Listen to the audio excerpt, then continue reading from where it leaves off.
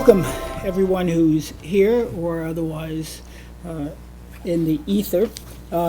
Tonight is Monday, May 23rd, 2022. This is the Board of Architectural Review and Historic Preservation. By way of introduction and a roll call, to my left is Peter DeWitt, Sarah Latham, and to my right, Mark McIntyre, and again, I'm Jeff Broadley, the chair. Missing tonight is John Gregory. We do, however, 3 represents a quorum, and so we do have a quorum. I move that we open this meeting. Do I have a second on that? Second. Second by Peter. All in favor? Aye. Aye. Okay. We have before us minutes from the last meeting, which have gone through a few edits, so if everybody's read those, we'll just enter those into the record. So I move that we accept into the record the minutes from May 9th. Second on that, please. Second. Peter, by Peter, all in favor? Aye. Okay. We have 3 written decisions. Council, I'll turn it over to you. Sure. The first was for 39 Lewis Street, 1 LLC at 39 Lewis Street, area apropos. This was a certificate of appropriateness for exterior alterations to the dwelling, a garage, and the construction of a pool house in the rear yard. This was the subject of a number of hearings in which the board referred this application to their historic consultant. Much of the discussion was regarding the full width front porch on, excuse me, on the house, and after some discussions with the board and upon the recommendation of the historic consultant, the applicant did propose to keep and preserve much of the integrity, and I think that's all I got. All right. Does anybody have any questions about the written decision? Nope. Then I would move we accept into the record the written decision for 39 Lewis Street as submitted by council. Second on that, please. Second. Second by Sarah. All in favor? Aye. Aye. Any opposed? Okay. So 4 votes. Jackie, if you get that. Then the next one, Alice, is 27 Gin Lane, excuse me. Yep, 27 Gin Lane LLC, also 27 Gin Lane. The owner applied for a certificate of appropriateness to enclose an existing porch. This was actually an amendment to a prior approval, and the applicant scaled back to basically have their proposal within the existing footprint of the porch, and the board found the design and scale to be appropriate. All righty. Again, board members, have you all had a chance to read the written decision? All good with it? So in which case I'll move that we accept into the record the written decision prepared by council for 27 Gin Lane. All, second? Second. Second by Mark. All in favor? Aye. Okay, so that's unanimous. Approved. Approved. Okay. The next one is for 840 Meadow Lane LLC at 840 Meadow Lane. The owner applied to the board for a certificate of appropriateness for the construction of driveway gates. The board found the design and proposed materials to be attractive, and the dimensions met the board's transparency policy. There was an external keypad the board found not objectionable because the gates are proposed to be located at a great distance from the property line and would not be visible to passers-by. Okay. Great. Thank you, Alice. Again, has everybody had a chance to read the written decision? If there are no questions, then I would move that we accept council's written decision for 840 Meadow Lane. Second from someone? Second. Second by Peter. All in favor? Aye. Aye. Okay. Thank you.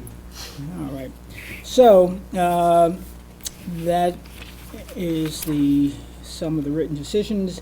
There was a request for a demolition evaluation, which has been adjourned to June 13th as our historic consultant prepares an assessment. And by the way, for those folks on the board and for the public, to expedite the process of demos, we had established a demo committee, and the demo committee, if they feel a house warrants further review by the entire board, we're going to immediately submit those to request that the historic consultant get engaged and do an assessment. That way it'll save us a couple of weeks' time.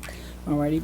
So we'll hear that on June 3rd. That should give Sally Spanberg, our historic consultant, time to submit her assessment. Public hearings, historic, One Hampton Road. I'll call that. I think it's still open. Alex, I don't know, is there a representative here for that? No? Alex, do you want to make any comment on that? I'm sorry, I had trouble hearing. Which application is that? On One Hampton Road, I know you said that you had just kept them apprised of that it's still on the agenda. That's right. Yeah, I had reached out to the applicant's representative to clarify the board's request. I believe they said they were going to reach out to the property owner and get back. And I think that was the last that I've heard.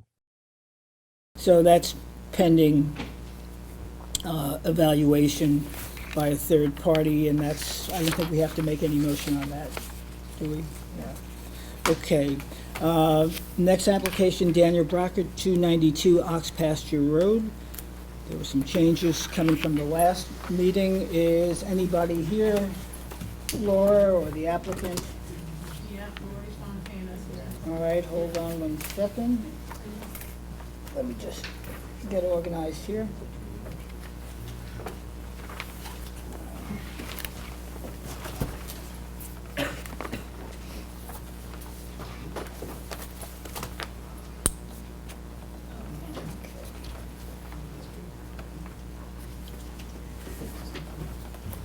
Okay, Laura, reintroduce yourself if you could. Okay, this is Lori Fontana. I am the senior associate and representing Daniel Brockett from McDonough & Conroy Architects. Okay, Laura, in my notes, I show that at the last meeting, there was discussion about removing the half-moon window, the railings, and making the landscape plan, which we reviewed last time, an integral part of the submission and plan. So why don't you take us through whatever changes you've made? Okay, so as per our last meeting and the board's request that we remove the railing up on the roof, we did remove that in the front and the back.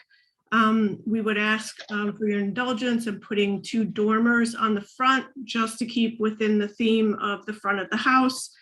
My client has capitulated to a majority of, well, 100. Oh, what's that? Oh, let's see. Laura, if you have the ability to screen share, fine. Otherwise, Alex had. Put it on the table? Yeah, okay. Alex, I can share my screen if that's okay. That'd be great. yeah, that would be great. Thank you, Laura. Sorry. Thank you, Kat. You're welcome.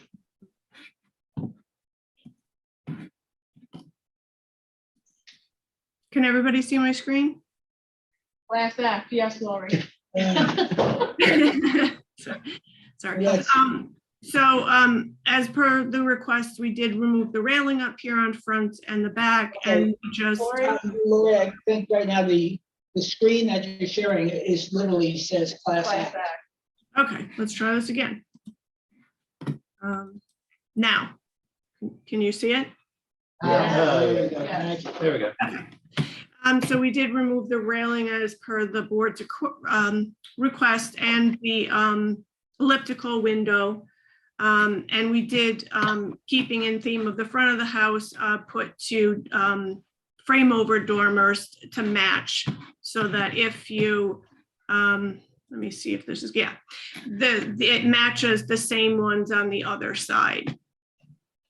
We thought that was in keeping with the harmony, and Mr. Brockett really liked that idea since he was losing his elliptical and his railing. So we would ask for the board's indulgence on that. Did you want to, let me show you the rear, that the railing is gone off of the rear. It's so that you guys can see that we did capitulate, and it was really hard to hear you, Jeff. We did agree at the last meeting to include the landscape plan as part of our agreement. Was the question you asked me? No, I was just restating what we had spoken about. So it wasn't a question, it was just a recap. So anyway, I'll turn it over to the board. So they've made the changes requested at the same time they added back dormers, so. Well, we didn't add them back. They were never there. Okay, I'm sorry. You added. I wanted to be clear. So could you do me a favor? Because your renderings they're at an angle. So the dormers disappear in one versus the other. So this is the one over the front door. And then if you turn, you can see both of them on this one. Right. So what I'm about to ask, could you share the builder's elevation A4-6? Which elevation was that? That is the front elevation, the north elevation, and it's just a straight on view. It's an elevation. Thank you. I don't have one straight on. I'm sorry. Are you talking about previously with the railing? No, the one it's the you one. just submitted. So Peter's putting it down. There you go. Floor plan? Hold on 1 second, Lori, I'm zooming in on it. Sorry. It's okay. Okay, I see that. Do I need to stop sharing so that you can see I it? got you. I got it. Okay. All right, so you see the plans?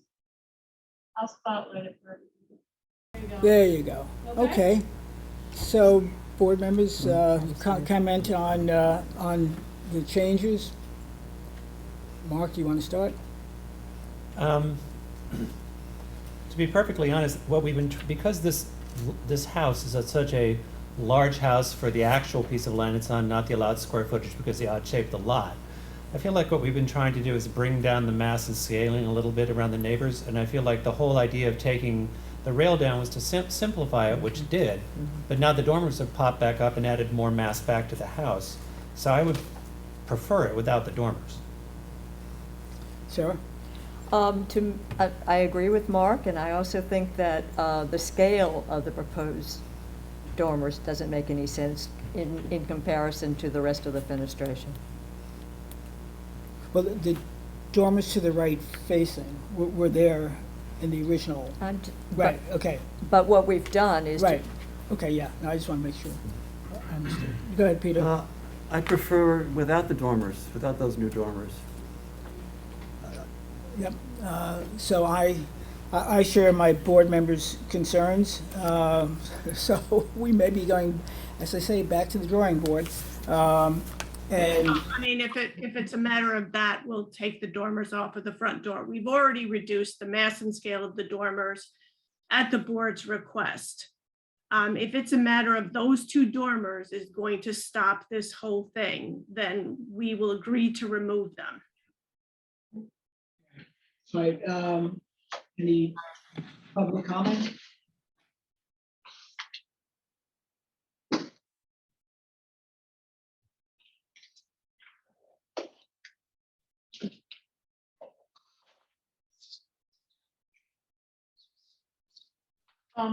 Sammy has his hand up. Okay. Sorry about that.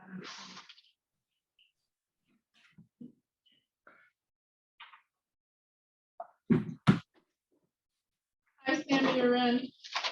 Yes, good evening, board members. Thank you for entertaining my comments on this.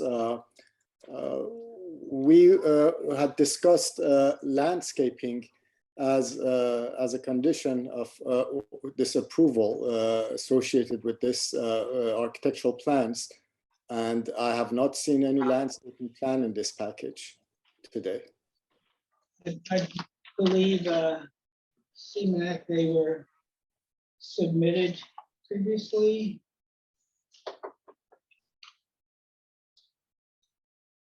It was submitted previously, and we agreed that it would be part of the plan at the last meeting. And then there was some discussion at the last meeting that we said was not an issue for the board, having to do with some additional screening, and then there was a matter of the timing of the planting. There was a question about do they have enough, could they plant immediately, but we weren't sure they'd have enough water to keep the plants alive. Right. So, and that's, But that the actual screening plan was presented yeah. and agreed upon in the last meeting. Yeah, and that was part of the package, Sammy. We were in communication with Mr. Brockett regarding a placement of some of the larger caliper trees. And that's specifically what I would like to see incorporated into these plans. Well, plans were submitted and discussed. I believe they were plans from May 5th. Yes, they were discussed on meeting. They submitted on May 5th, May 9th. discussed on And May May 9th. So I don't really see the reason to hold it up. If there's any discussion about additional plantings beyond that, I think that's between the applicant and the neighbor, but I can't really hold up this for something that's been in the file. What I think, and I'm going to ask, so Sammy, do you have anything more to add to that? No, I reserve my my comments and leave that to the architectural board. But my specific ask was to make sure that the landscape plan is accordance to what we had agreed with Mr. Brockett. Well, I can only attest for what was submitted and is in the file. I have a plan that from May 5th that was discussed on May 9th. It was approved by the board. If there were any concerns, then they could have been addressed before. But as of now, I don't see the need to revisit this plan. So may I ask Lori if she's knowledgeable about the few larger caliper trees that were discussed and its location to screen the neighbor. Both myself and the neighbor to the east, these were critical locations for these trees to go. So there's no updated plan reflecting that. Is that correct, Lori? No, excuse me, no, there is not. I was not informed about any private conversations you had with Mr. Brockett on whatever changes that you requested. As far as I was told, everything was fine, and we were going ahead with what it was. I don't know if Dan is on the call. We really can't get involved in the nits between neighbors in terms of the shrubbery. We're concerned about generalities of screening. We had a plan, it was discussed, it was approved. If there's any discussion that the neighbors want to have with the applicant, they can do that on their own. I'm not going to delay this application any further. What I am concerned about, Alice, is for these dormers, since Lori is not here and is not an architect. Lori is an architect. She's just Oh, I'm sorry. Forgive me, Lori. But she can't sign the But she drawings. can't sign it. She's not here to sign the, I can verbally give you my word that we will. Yeah, the thing is, we have to be consistent, in the application of changes. So Lori, you chose to add the dormers, the board rejected them. You're gonna have to come back in 2 weeks with a plan that reflects that. So I can't come to the office and sign it tomorrow. I've got to be consistent. I know may seem petty and small, but we've done this for very small homes. No, I have a question. Yes. In all due respect, if this was a matter of I could have just signed off on the railings, why wasn't that offered while I was there last time? Last time you said I needed to come back showing that the railings were gone. I had to actually show it. This time, we did add the dormers for consistency, but you were saying that if I was there, I could sign off that we're not doing that. So what I'm saying is, why wasn't I offered that option last time? I'm just confused about the, I'm equally confused. All I know is that there weren't dormers on there before. There are dormers on here now. Come back in 2 weeks with a new plan, Lori. I think that's the best way to resolve it. Can I just ask the question, to be fair, because we don't have a meeting now for 3 weeks. Oh, really? Okay. So, and she is actually right, she was here. Okay. So I know it's not our normal policy, but I think if they bring drawings, if there's a way that they can bring updated renderings and drawings to City Hall, we look at them and we verbally agree with pending the removal of the dormers. If there's a way to work that out, because we're 3 weeks in the next meeting and this project's been here a while, I think that would be more fair. We need a written decision on this. I can go ahead and prepare that written Okay. decision, subject to those plans, but we Okay. can't close the record because the plans have to be submitted. We can close the record for public comment Okay. and keep it open for discussion of plans. How about that? Yeah, I That's forgot that this is in That's the fair. historic district, so it's not really final until, But it would not be fair to make Until- them wait 3 weeks to Right. then wait 2 more weeks for a written decision. I agree with you. This one's going on. I agree. I don't want to be, Yeah, well, I can have it ready for the next meeting. Okay. So I think, we'll close the record for public comment tonight. Okay. Keep it open for revised plans. okay. Okay. All right, Lori, thank you. Thank you, Mark. I just want to be clear, so I can just submit the floor plans and the elevations without it, and don't have to come back again. Is that correct?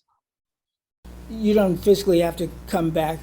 Council, because this is in the historic district, council has 30 days within which to prepare a written decision. A certificate of appropriateness requires written decision. So in this case, you have she's going to write up as if the dormers are gone. You have the opportunity within the next couple of days to come on into the building department and submit the new plans. So in essence, you're not losing any time. No, Lori, yes, just make sure you send me a copy of the plans. absolutely. I will take care of it first thing in the morning.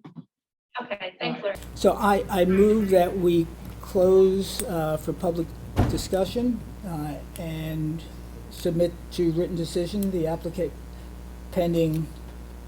Pending the receipt of decision. updated plans that reflect the removal of the dormers. Exactly, thank you. And we're talking just the dormers over the front door, correct? That's right. That's correct. Okay, no problem. Thank you. Okay, second on that? All in favor? Aye. Great, thank you. That was a good back.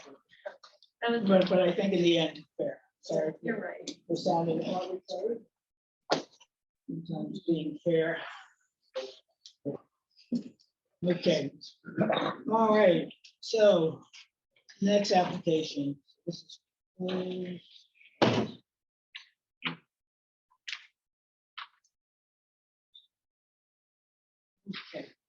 Thank you. So the next application is Emenon East LLC, 256 North.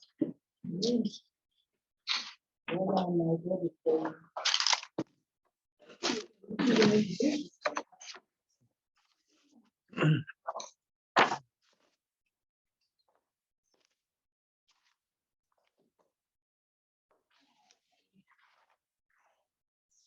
So, Michael, introduce yourself. Michael White, 7 Harvard Drive, Hampton Bays, New York. All right, so at the last meeting, we requested a line of sight study and building plans rather than detailed building plans. Yes, which I you sent appear to those submit. electronically and I submitted the plans to you. Right. Now, I had 2 sets in my package, one from May 13th and one from May 19th. May 19th. Yeah, one was stamped May 13th and one was stamped May 19th. you folks have the same? Mine also, I think I just have May 19th. I have May 19th. Okay, so I'm going to disregard May 13th. Mine are actually double stamped May 13th and 19th. So I think the stamp. Well, let's be clear, because there's a difference in terms of materials specified. Okay, so, well, why don't I let you take us through the line of sight study and the building plans. So, I'm not you should have this. This is an aerial, a Google aerial, and we placed the house on the property. Kat, And can I you get put that? numbers, and I put letters of each, Okay. I can't see it. I put numbers and I put letters of each one, and I have a picture that corresponds with it. So I have the actual picture, and I have the digital copy where the renderer took it exact, and he put it into digital, and then he put the house there. So if you look at letter C, and that would be back, which C is, I can't even see this, it's so small. C would be on the property to the south. This would be at their front, this picture would be at their front parking area. Want to flip it around? Please, thank you. Yeah, Like that? Yeah, Oh, sorry. that's where the camera can get them. That would be their front parking area, and that, the place next door, as you know, that's a bed and breakfast. That's like a pretty big parking lot there. And that's, would be their view, and those are with the existing trees that are there. We planted some deciduous trees there recently that are blocking the house. The next one is,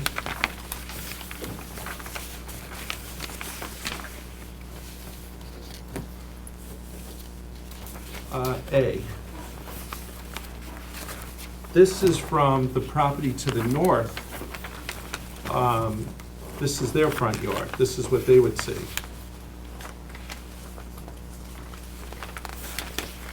And over the garage, as you can see right here, that's storage. So there's no, there's really nothing to look into. And this is an acre. They're pretty far away.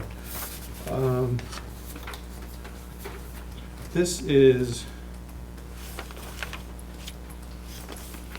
which is,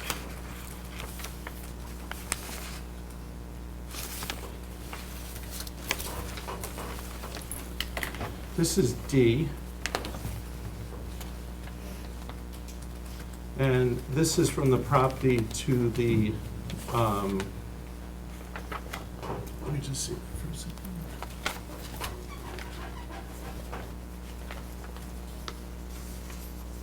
From the south. Yeah, that is from the south. That's from their pool area. As you can see, you can't see in their yard, you can't, you just see the house, and, but you really can't see any pool or any backyard or anything. This is from the south. This is from the house next door looking into the property. These are existing trees we put up, I forget what these are. But they're also breaking the house, the taller part of the house. And the evergreens that are there, we have privet hedge, and we have like 12 to 14 Leland cypresses.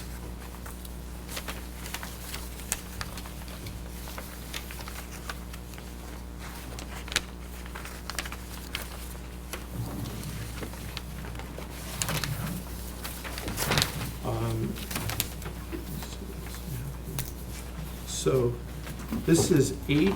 This is looking at the subject property to the back with the tanks, which we're going to cover with really super, 25, 30-foot evergreens to cover those. This is another shot from where the house is.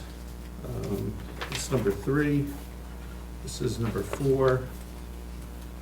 This is number 5. This is looking into the neighbor's property. Can't see anything.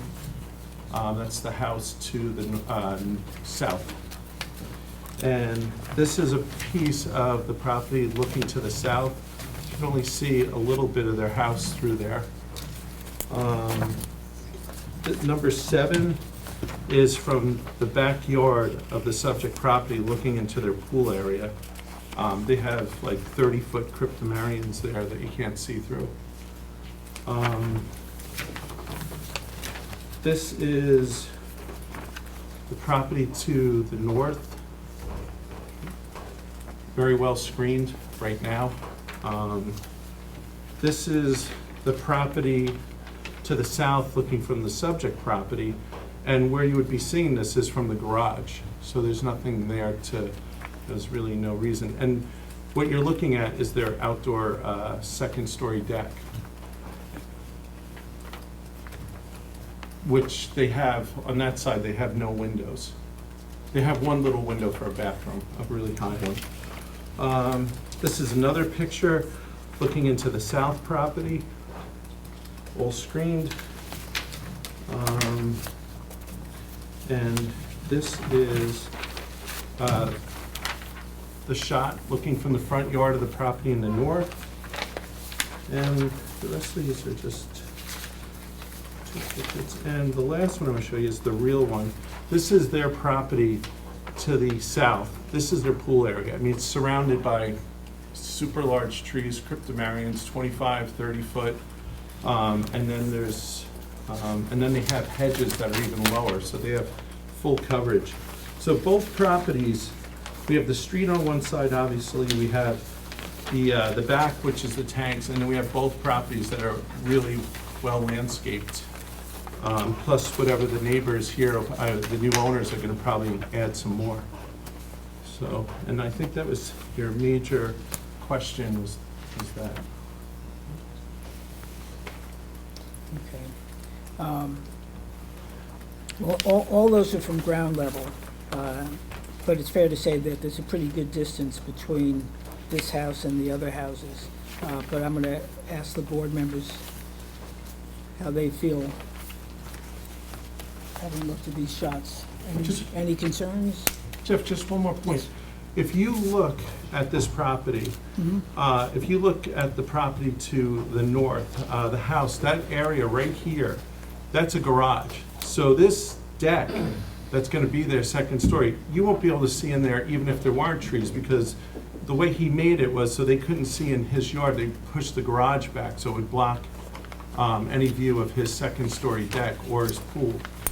And they also put the pool house in a strategic part also, because we went in their yard and we wanted to see where the pool house would block from a second story window. And you know, I think we have full coverage everywhere. Do you have a landscape plan? I mean, I know we've seen it, but I mean, for us tonight to look at? Just a... I believe it's in the first package. There was- I know, I just, Oh, for reference. yeah, I don't have that. But the property is just surrounded by Leland's. No, I know, I just, for reference, that's Oh, all all right. I meant. I know you've submitted it, I know you have, I don't mean that. Okay. Sorry. Would be in the file, I suppose. Oh, the file, okay, here we go. And here we are.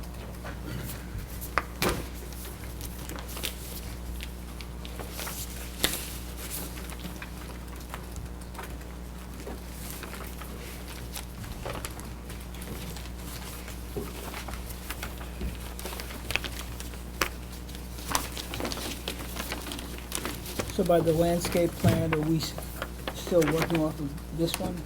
Is that? I'm looking, oh, well, here's I don't know. a 3D. Should I put this down here? There's also one that was signed off on.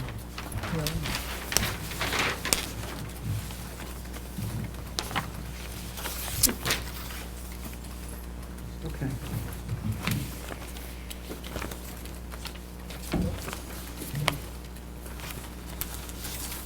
That's in the file, you think? That was in the file, yeah. Right, but is there, I have this, actually, That looks Really? far more, that's more detailed. that's more detailed, yeah. And it does speak about 42-inch boxwoods hydrangea Maybe we should look at that. Yeah. in 6 caliber. Is this the current plan? Yes. Okay. You wanna I put- don't know. Michael, why don't you throw that on the table and see if Kat can pick it up? It's pretty. It might be hard for you to pick up, Kat. It looks more We're detailed. testing Kat's skills. And now, in the front, they have privet existing already. There's privet, and then they're just gonna line the driveway with boxwoods to kind of break the cars' vision, but, And it states the height and all of that on your plan. yes. And more, they're gonna, they're gonna put even more screening in the back and everything. But this is what we should, we're signing off on. On that. Yeah. Okay. Okay, do you have any concerns about the side second floor deck? No, No, I, I don't. about the building I do, but not Okay. not the landscape. All right, so let's go, so you've got what looks like a green light on the decks. Let's look at the, at least in terms of the line of sight. Now let's look at the architecture, now that we have plans. And Michael, can I have back the landscaping plan? Okay. They And disappear easily, right? Yeah. The other one too. Yeah, that needs Yep, to and that one. This one? Yeah, it's just in the file. Okay. Thank you. And you should have one of these in the file too, I would think, since I have a small one. It's a big file. Okay.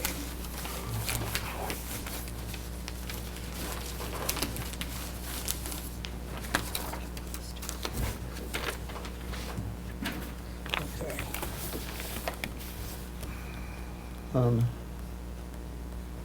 Are you gonna talk about the elevations, or just want us to dive in? Oh, yeah. It's the same elevations, I believe, that we had last time. It has the second story freeze board, kind of, with the shingles being. Michael, why don't per- you put the picture down on the, Oh. But And the elevations, I think is what you want to talk about. That, can I borrow yours? I don't know if I have oh, wait a minute, I do have the full set, I'm sorry. Sure. Here. Come on. He's done. I got it. Oh, okay, all right. Okay, well, and aim them toward us. Sorry, this is not the- for the camera. Thank you. So, it's basically kind of a center hall colonial, very classic. They wanted something that would match the house next door. They wanted it white to continue the other houses, the other house that's being built and the one that's there now. It fits the neighborhood, I think, perfectly. It's a design that's been around for, I mean, hundreds of years, 200 years probably, a colonial. They're using Marvin windows, they're white with black shutters. They're using a cedar roof, white cedar siding. And that's really it. okay, It's well, just a simple house, and I changed your column. yeah, I see. All right, well, I know you said you were gonna make the shingles flare over that crown, but it doesn't show that way. It's not drawn that way. And I know there was a detail submitted, a little 3D detail, but I can't locate it right now. Yeah, there's a detail in there of that. Yeah, but That's but it shows it like a shelf. It doesn't show what you've described in words. Well, that's why I gave you the cut sheet, because for some reason they can't do it on AutoCAD the Yeah, they right can. way. Listen, I can do shit like that, and I'm old, so someone can do that. Oh, here it is. Um, Here's the, It's just, yes, let's that see. that is not telling. I saw that, but I also saw a 3D, in color, which showed instead of the shingles flaring over the crown, it showed the top of the crown like a shelf. yeah, that's not. I know, but you gotta make your drawings match your words. Otherwise, if there's a dispute, we'll have both, and what's the truth? That would be something that I could incorporate into a written decision since this is Historic. in reference. Okay. Okay, that needs to be done. Okay. Other comments are, yes, the column, when you did your crown, normally when you're doing a traditional house, neoclassical vocabulary, you left out the freeze board. The beam that happens typically between the top of the column and the bottom of the crown. So you left that out, and that makes it look amateurish to me. Well, that's gonna, yeah, that's just a minor mistake. Okay, You that's need fine. that to hold the, You just to gotta, hold the you just deck gotta, up. just gotta draw it, that's all. Absolutely. Okay, and then I find that given that the height of the porch, the monumental scale of the porch, which I have no objection to because it's a big house, I think that the front door is kind of puny. Looks like a 7-foot door. It should be upped in scale in some way, I think, to match the size of the house and the size of the porch.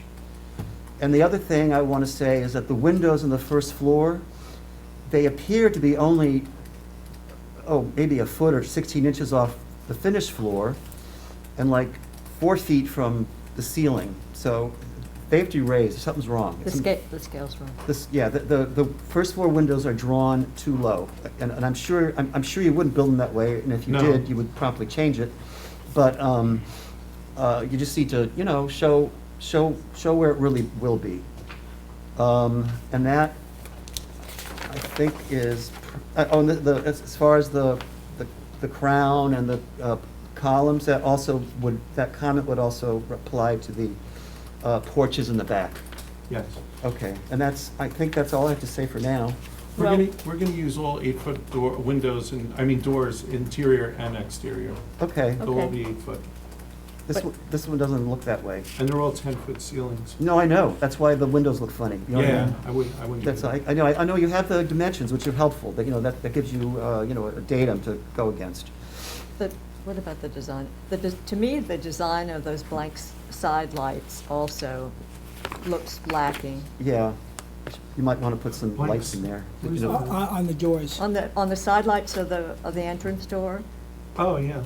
I mean, they're just drawn as just mingy little verticals. And I think that some form of division might enhance that. The other thing is, on your materials, you've got to nail it down. You have wood or hardy board siding, and you said cedar We're using cedar. in the conversation, but that needs also, Right, you just got to say that. you've got to say that on the drawings. And we're using AZAC trim. Okay, We're, given that this is in the historic district, we very much like to see wood rather than AZAC. And then I also have a question as to the use of the fiberglass roof shingles. So at the very least, I'd like to see a sample of those. What did you use on the other house? We're using cedar shake on this house. Well, once again, it says architectural fiberglass roof shingles. Yeah, that's not correct. So all of that needs to be corrected, so you can hang your hat on it too. The other thing, I'd just like to, this is about AZAC. It's Yeah. accepted in every historical place in the country, AZAC. And it's No, accepted in Charleston, yeah. South Carolina, it's accepted in every place. We recognize that. At the same time, to the extent that one can use natural material, especially in historic district, especially as you've said before, on your gateway into the village, it just steps it up a notch. It doesn't last, though, that's the problem. Well, that's, well, you can't use the- pine or spruce, you got to use mahogany, you got to use, hardwood. Good wood. But I think the thing that bothered me the most really were the materials were not called All out, right, based I'll on correct what that. you had said. Yeah, Mark? I agree with everything that's been said. What I would say is I think there are too many things here to wait for written decision. Yes. We're gonna have to come back with updated Yes, definitely. drawings, Yeah. because they have to Okay. be correct. Okay. All right, All right. All right, Michael, so you're asking for an adjournment? yes. Okay, thanks. Thank you. I Thank move that we accept the applicant's request to adjourn to our next meeting. Second on that, please. Second. Thank you. All in favor? Aye. Hi. Michael, also the side elevation, the garage doors are out of scale. Ask him to redraw those. okay, Thank you. Okay. good catch. Okay, ladies and gentlemen. So that is adjourned. 40 adjourned. Okay. So Chris Char, 40 Elm Street, the applicant requests adjournment to the 13th. I move we accept the applicant's request. Do I have a second on that? Second by Mark, all in favor? Aye. Okay, so that is adjourned.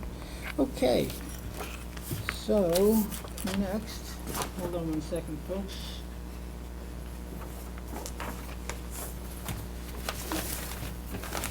Okay.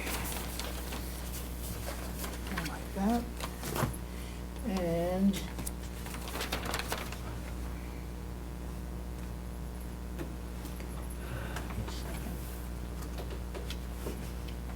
sophisticated filing system. Mark and Hillary McInerney Trust at 150 First Neck Lane is the applicant here. On Zoom.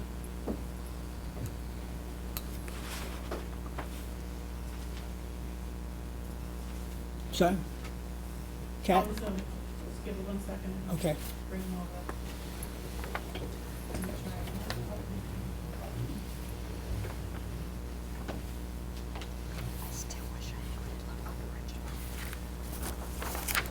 Brian, can you hear me? You're in? I think I'm in. My name's up there. Can you see me? Everybody has no. We can surely hear you. But let me send you the start video. Did you get it? Can you click on that? Yep, There we go. here we go. All right, let me All right, Brian, introduce yourself. I am Brian Brady. I am the architect for 150 First Neck Lane.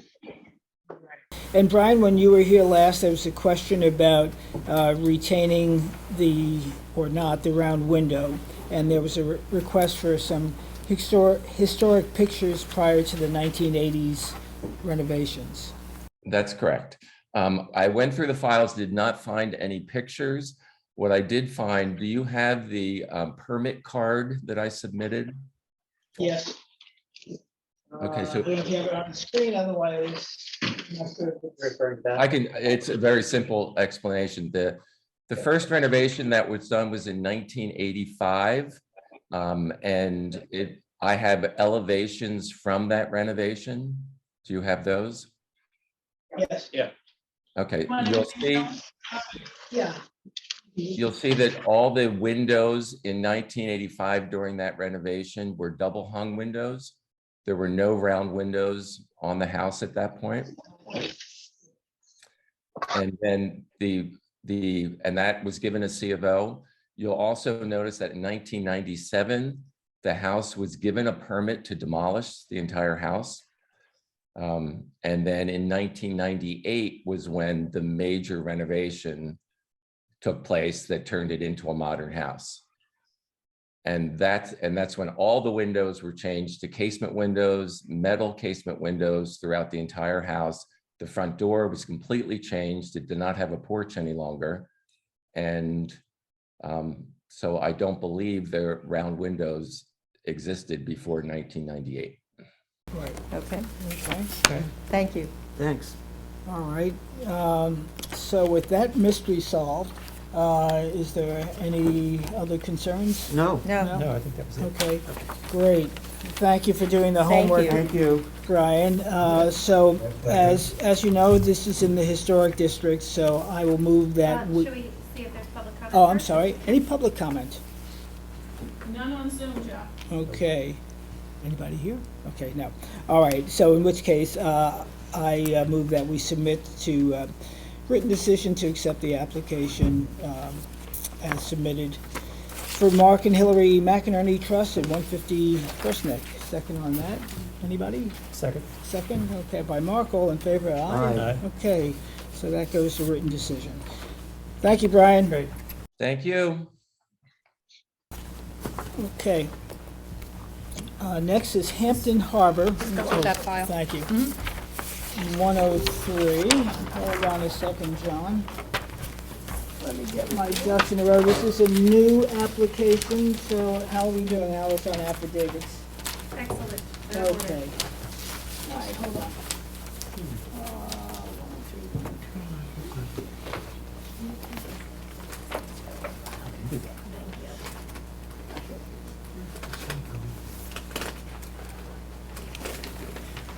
Okay, John, introduce yourself and whoever is, this goes into the file? Yeah, there's the Okay. affidavits in the All file. right. I'm John Bennett, and I represent the applicant and owners, 103 Great Plains Road. And with me this evening are Alexis Ryder from Ramsar, Robert Ames Center Fits. It's always a pleasure to deal with Stern's office as well as Holland. Okay. So just a couple of things before, in terms of site, before Alexis takes you through these beautiful renderings. Jack, can you pick up John? Yeah, okay. No, Conscious enough, you don't need. no, if, Be bold, John. you have to come out of your shell, John, you know, we have to. That violet tendency.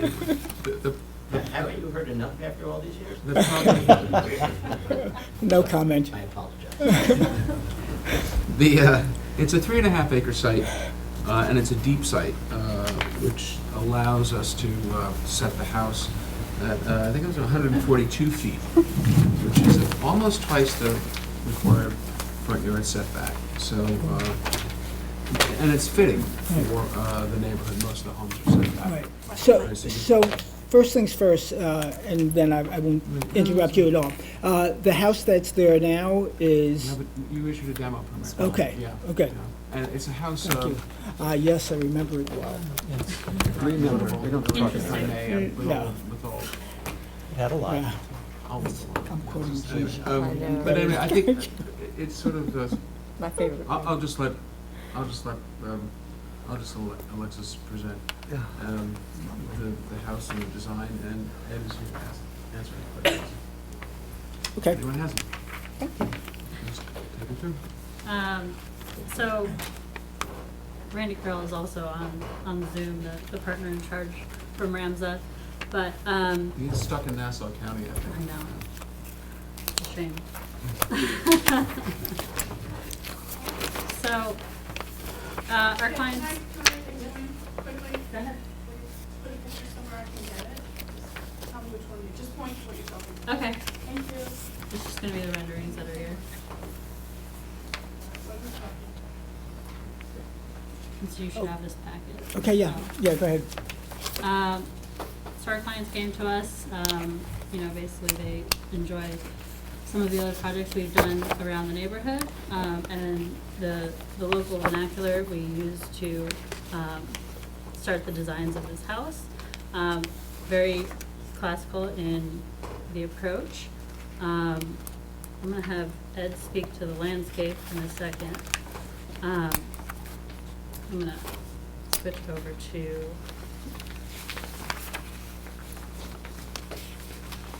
the elevations here. Yep. Yeah. You want the large versions of those? We have them here, if you want. us to No, pull those just up take We them instead. have the down. super Okay, large. yeah, they're, No, we don't need Do you that. want to No, strip it's those okay. out? No, no, Is just- that okay? That's Yeah, fine. That's just fine, take we're the good. bigger, hard to see. okay. So the main design, we have this main gable going east to west throughout the roof line, and then we have two gabled wings coming towards the street. We have a front porch that wraps around, that engages the front entry.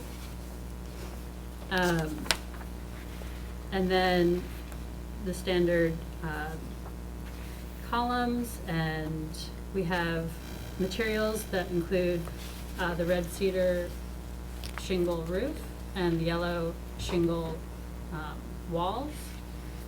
We'll have double hung painted wood windows.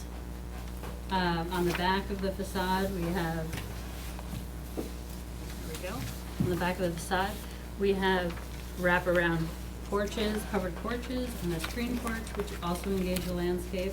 The whole, thought of this house is to really sit within the landscape of the property. John is pulling out a sheet that has the samples of the materials. The blue for the shingle, the shutters here. Hold on. Yep. Okay. Trying to put them all in one spot. Yeah. There you go. Thank you. We have the wall shingles that will come down and flare over the brick water table. We also have the same brick for the chimneys.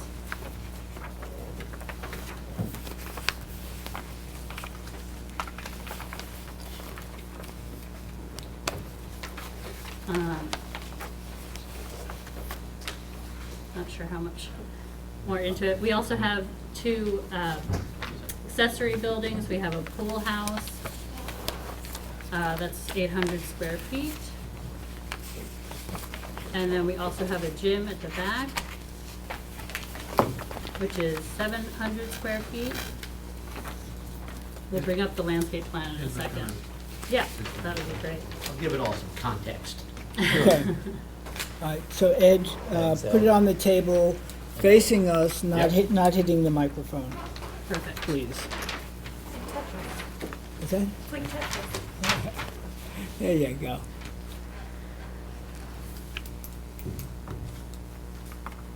Okay. As John mentioned, the house is set back quite far from Great Plains. I think it's about 145 feet back. It's always a treat for us to work with Robert Stern's office. They are one of the great traditional shingle-style architects. And so it's kind of a pleasure to collaborate with them and makes the project both beautiful and fun. This was a very interesting site. It's a great old, estate site in the village. When we first went to the site, we started to walk in and were immediately told by the tree guy we were with to leave, that it was so dangerous from the trees that were there, that one of the first things we did was to go with our builder to the building inspector and walk him around the site to look at the various trees. And there were a fair number of trees that were removed from this site in coordination with the building inspector after he had reviewed and approved all that. And we now have many great trees left. The tree in the southeast corner is the biggest Zelkova I've ever seen. It's really a fabulous tree. There's some great weeping beech. There's some other beeches. There's a great old Norway maple that's out here. So there are a lot of great trees that we want to save and preserve and kind of build this landscape around, if you will, using traditional materials like bluestone and limestone, estate-type plantings that we would expect to find. It'll be a large open, there'll be a large lawn area, there will be butterfly walks. We're always concerned about ecological appropriateness and trying to create a home for our friends of the bees and the birds and the butterflies, so that it's not only beautiful for the homeowners, but also provides a place of ecological value in the larger fabric, if you will, of this area. And we're just trying to design a traditional landscape that will work in context with a Robert Stern piece of architecture. And I think it brings it back to, it brings it back in contrast to the existing house, to some of the older grand houses on that side of the street. There's no question about it. That's supposed to be like fantastic homes on that side of the street. I think this is a compliment there, as opposed to what's there. I just love Okay. that. All right, we'll start left to right. It's perfect. There's not one thing wrong with it. And it fits in. Thank you very much. I agree, and also, you have a screened porch. When was the last time that you saw? How can you not, my house is side cover, how can you not have a screen? Exactly. It should be a village You don't code. know. Exactly. You have to have a No. screen porch. No. I apologize to everybody. No, exactly. I Right. mean, anybody who lives out here 5 minutes thinks that, what a Yes, good right. idea. So I have no air left here for the village. But it's a great plan, and I actually, God, if I'd known I was taking my life in my hands when I went for the Good game. demolition permit. Yeah, that was- We walked around looking at trees, Yeah. and they were already tagged, Yep. and thank you for protecting the ones that could be protected. Yes. Thank you. Mark? It's beautiful. I like the fact you actually have a recessed balcony on the upper floor and Yeah. protected, so thank you for that. No, it's a beautiful house. Yeah, it's good all around. And I was Beautiful. noticing the simplicity of the The roof. roof plan. The roof. Everything A is, roof And now I plan, know it you go by works. Rams. This and now I go office you- knows you what it's go by doing. Ramsat. everything is at the It's right Robert angle. A.M. Stern. Uh-huh. They're only, Simple, Yep. distilled. okay. Yeah, great stuff. Window to wall All right, ratio, any public everything. You comment? know what you're doing. Perfect focus on the It's front so door. nice. Thank you. Thank you. Thank you. Nothing on Zoom yet. Okay. Great, thanks. So. Thank you for making our life easy, too. Yes. Thank you. So, again, this is in the Historic District, 30 days within which to write a written decision. I move that we submit for written decision the application of Hampton Harbor LLC, 103 Great Plains Road, for approval for a certificate of appropriateness in written Second. decision, first, by council. Second. Second. Okay. All in favor? Aye. Okay, great. Thank you. Thank you. Thank you. Thank you. Yeah, I'm saying. Beautiful. Thank you, guys. Okay. A treat. So that's that. Okay. Alrighty. So, Demo permit, was that last year? What? When did we issue that demo permit? Was that last year? Yeah, about Was that 6 this- months. About 6 months About ago. 6 months It was ago. recently, right? Yeah, yeah, that's sort Is of that- assumed. Good for that. what a waste of energy. Okay, give me a second, please, folks, because the next one is Peter Flory at 29 Elm Street. And is the applicant here? Good evening. Okay, do we have affidavits? Yes, they're We in do. order. Thank you. All right, so introduce yourselves, gentlemen, and take us through your plans. Good evening, Mr. Chairman, member of the board. My name is Kenneth Garvin. I'm an architect with BD Coco Architects. And I'm here with Vincent Calvosa. He's the contractor on site.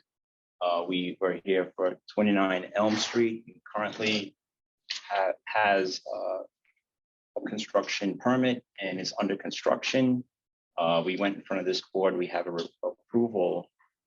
But now during the construction, they opened up the walls on the inside and realized that the cedar shakes are rotted, and there's a lot of rot in this house from 1895. So we're here today to talk about replacing those materials that are rotted with new to match the Western red cedar, and also the deck, the front deck is rotted. We want to replace that. The columns are rotted. We want to replace the columns. And the windows in the front, originally we were going to keep them, but we wish to replace all the windows in the whole house to be an Anderson A series with the Muntins. So I have the package you have in front of you. I have here on the table. We have a rendering of showing the house with the 6/6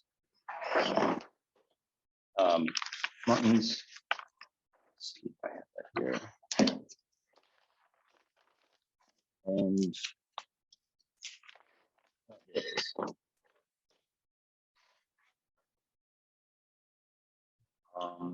Oh, and I have a cut on the column that we would like to use, which is a permacast, a structural column. It's a tapered column. It goes from 8 to 6 inches, and it has Tuscan capital and base. I have copies of this. Would you want to see this? Or? Put one down there. Okay. And was that already in the file? No, it was not. It's one I take. And is that an exact match? Columns to the. It is. Yes. Exact. Yeah. There's also the existing home had a wood railing around the front porch, and we wish to, but it's not there anymore. But we're looking to replace it with a wood railing system similar to this that I have here. I'll put this down. But it would be all made up of wood and have the same shape that the existing one had. I'll get a few copies. I don't pass down now. I could email them to you tomorrow. So we got those, and then Huh? I need the wood railing. the wood railing, Oh, okay. this one. Okay. And then we should probably, I gotta figure out how to do this date stamp. So oh, I'm sorry, have you finished it? Yeah. Okay. you're basing the design on what's there, the wood railing, or from historic photographs? We're gonna match what was there. Okay, okay. Everything would match, the same shape, size, Okay, material. color. Okay. We're gonna match. The one thing that, and it's a major thing, 6/6 windows are not appropriate for this building. Okay. They would have been used in the Greek Revival, they would have been used in Colonial Revival. Right. And if you look at the historic photograph that you actually presented us with, which was from the blue form in the 1970s, it shows, there's a window here that has 2/2 windows. Yes. And that's what is appropriate for this Okay. building. And even when you look at the image of a 6/6, given the proportions of this window, a 2/2 makes sense because it's elongated and it reinforces the actual Verticalness of it. yeah. And that we got a scan of the blue form that shows it better. Oh, okay. And I think if you ask Jackie Allen, who took the scan, Jackie, did you do the scan of the 2/2 windows? No, Well, I have it here. Say it again? Did you do a scan of the blue form showing the 2/2 windows? Yes, and I can get that over to Mr. Garvin first thing tomorrow morning. That would be great. So then, then you have more of an Excellent. idea of, Yeah. No, I know exactly what you're talking about. yeah. Now, the two windows over underneath the reverse gable, they have currently, it's a different style. Right. It has a diamond shape. Right. So You we're wanna looking to keep replace that. those windows with the same. Yes. Even though it's not Yes. gonna really match anything else, it's kind of a special area of the home. Absolutely. So that's our intent. I don't know if the owner might be on the call. Can you check to see? You put a hand up, Patricia? Patricia, yes, I think that's, yes. Anything quixotic that was there, you obviously keep, but Yeah, they, I asked them if they wanted to go with a grill pattern less than this, and they kind of wanted to go with this, so let's, absolutely, because Yeah. that's what you want to do. You're in an historic district, and you're doing a very good job with the building as a contractor, so let's keep it up. Hi, Peter. Hi. Hi. The board here would Yeah, like you to I go heard the with, comments. Yeah, they'd like- I'm in complete agreement on that. Yep. okay, thank you. Thank you. Thanks very much. Thank you. Thank you. Okay, so we'll go with the 2/2 grill pattern. Windows. Now, does that have to carry around to the back of the house? Well, my colleague has some comments Yeah. about, yes. I think it should, yeah. What's the existing west elevation? You The can picture that? existing west elevation right now is a bunch of, let's see, I think I have an old rendering of it here. It's black and white, but if you look over here, this is the existing rear Oh, elevation. Has a yeah. small dormer where a bathroom exists. Oh, I see, And okay. then two really small windows here Yeah. in the back of a bedroom. Okay, so you're doing a whole gable out the back. Right, we're coming out. Yeah, okay, the gable looks fine. I think that the French doors look kind of like too many, or I think in the back, and they have transoms, which, We want to bring a lot of light into that back room. It was, Those were approved on a prior permit. yeah. oh, they were? They Yes. were Those approved. are all Then never Right. mind. Yeah. Thank you. And those grill patterns, the grill pattern from the front doesn't carry to the back. There aren't any grill patterns on the back of the house at the moment. Right. Oh, because now they're 1/1s, you're saying? On the existing windows. Yeah, they were also Oh, yeah, the replaced with existing bad windows storm don't have windows any at some grills. point. I'm sorry? A lot of the windows were replaced with bad storm windows at one point. Yes. Yes. Yeah, Exactly. There we're were a going to lot get of rid of the storm windows. I think it'd be nice to do the same windows all around, the 2/2. Yeah, I I think- believe yeah, I think that's they what should we're be going to do. consistent. Yeah. Except for those special ones, of course. Yep. Right, Yeah, Great. be okay. consistent. I That's think, good. I think I know the answer to this, I'm just gonna ask. Because on your rendering, that door is incorrect, right? Because if you look at the existing door, but on your drawings, it says exists. But on your rendering, they put a different door. Is that just a rendering mistake? It could be just the rendering I. Because on your drawing, there's also. Yeah, it's different. It's different. Also, you see this detail below the two windows up the second floor above the front door? It is not in your rendering. Yeah, I'm sorry, But it shows on your. I'm learning Revit. Right, but it shows on your drawing. Yes. I just want to make sure your intent is the drawing. Yeah, Okay. it absolutely is. That's what the building Because, permit. listen, I applaud you for all the work you're doing to rescue this house, because it's a beautiful house. Yes, So, it is. Thank you. I just want to make sure the details, especially the details that face the street, remain the same. Right. While you're following. Okay. Thank you. So on this one, Alice, You can we're- do it. we're talking about essentially changing just the windows. Mhm. right? No, So, the rotted material. The rotted Right, right. material. In-kind replacement. well, You it's say you not, found rotted, on the inside is where the rotting of the shingle was, you say? They took off the sheetrock and the plaster. And they you rotted saw from the the back back. of the wall. It was all Ah. like, Thankfully, the framing was in good shape. Oh, that's good. You saw the house is still lifted up. Yeah, yeah.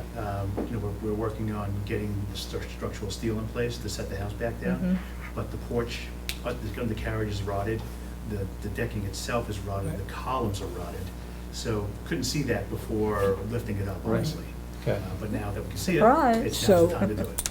Kenneth, in as much as you're here and you're the architect, mhm. you can draw those in on that diagram, Okay, right, Alice? Mhm. the Eh, 2/2. To And sign match, it, yeah. to match. Okay, Okay. and then we'll date stamp that to go in the file. Okay, great. Yeah, if you want, you can kind of take your time doing that right now. We can have our motion to close the record for written decision. Uh-huh. And then if you can just make sure you give that to us before you go. Okay, Great. I'll do that. Jackie, does Kenneth have to do the two in the file or just the one that he has? As long as we have one in the file. One in the that file. gets stamped in tonight that he signs. Okay. we're good. So you can Great. either use that which is there, or you can do yours. Yeah, if I could grab one of them, it'd be easier, because this is all stapled on the. Right, okay. Perfect. Here. Here, I think is a complete set. No, let's No, do no, the very he's gonna, last. Oh, the file. the big Yeah. set. Yeah. Just get that out. Is that the full-size one? May 2nd, right? What's it? How is much it? longer are you elevated? For about another 2 or 3 Thank you weeks. so much. You'll Is put the that- steel in next week, and hopefully maybe another week or two after that. Kenneth, is that the right one? Because I see other ones in there as well. It's May 9th. Yeah. Is that the It's right been, one? Yeah, this it's is been- it. It's been Thank you. quite a bit Great. of work on, especially knowing the history of it. So, Yeah. Yeah. could do it in the back room. Yep, yep. Sure. Do you want to make that motion? I move that we submit to a written decision for approval the application of Peter Flory, 29 Elm Street, alterations to prior approval to change the windows as proposed to 2/2. Second. All in favor? Aye. Okay, And great. the other materials as well, correct? Thank you, sir. Yes. Yeah, right, and the others, I have everything. Yeah. Thank you. Thank you. In Thank you. time. okay, yeah. Right. You Keep throw watching that it in go the up and file down. as well. That's gotta go Okay. into the file. Switch with you next week. All right.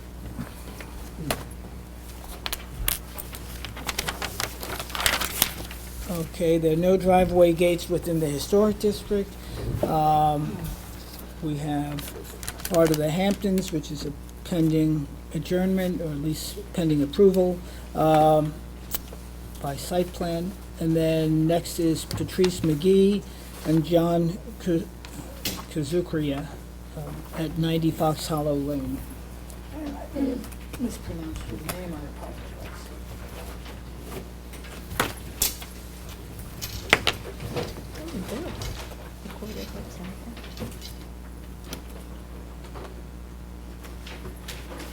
Okay. Sorry. Okay, so introduce yourself, I please. have Can Cat do that easy? Oh, Kat, can you, It has to be on the table facing the board. Okay. Yeah. She has these digital. Oh, she hasn't, okay. Yeah.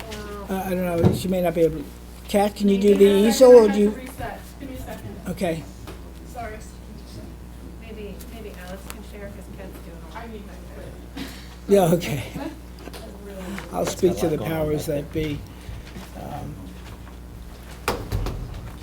Right, this like? This is show and tell. Okay. Show and tell. All right. Yep, so, Alex, we may need you to share your screen. Sure. Is this This is for the application of Patrice McGee at 90 Fox Hollow. Fox And- Hollow. What's that? Fox Hollow Lane. Okay.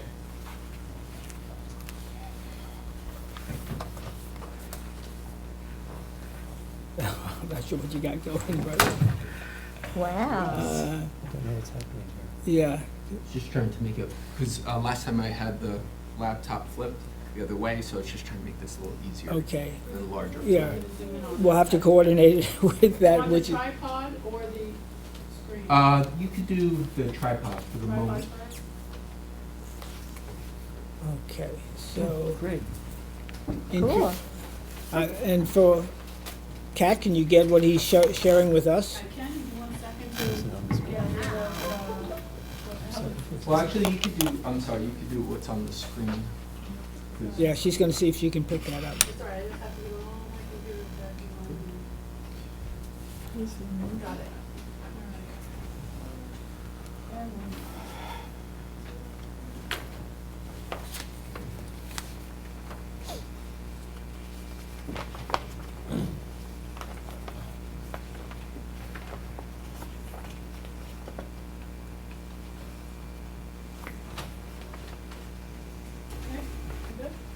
Yeah, okay, yeah, but you can't pick up what you, first, why don't you introduce yourself so I can address Sure, you? yep, Phil Wells. Okay.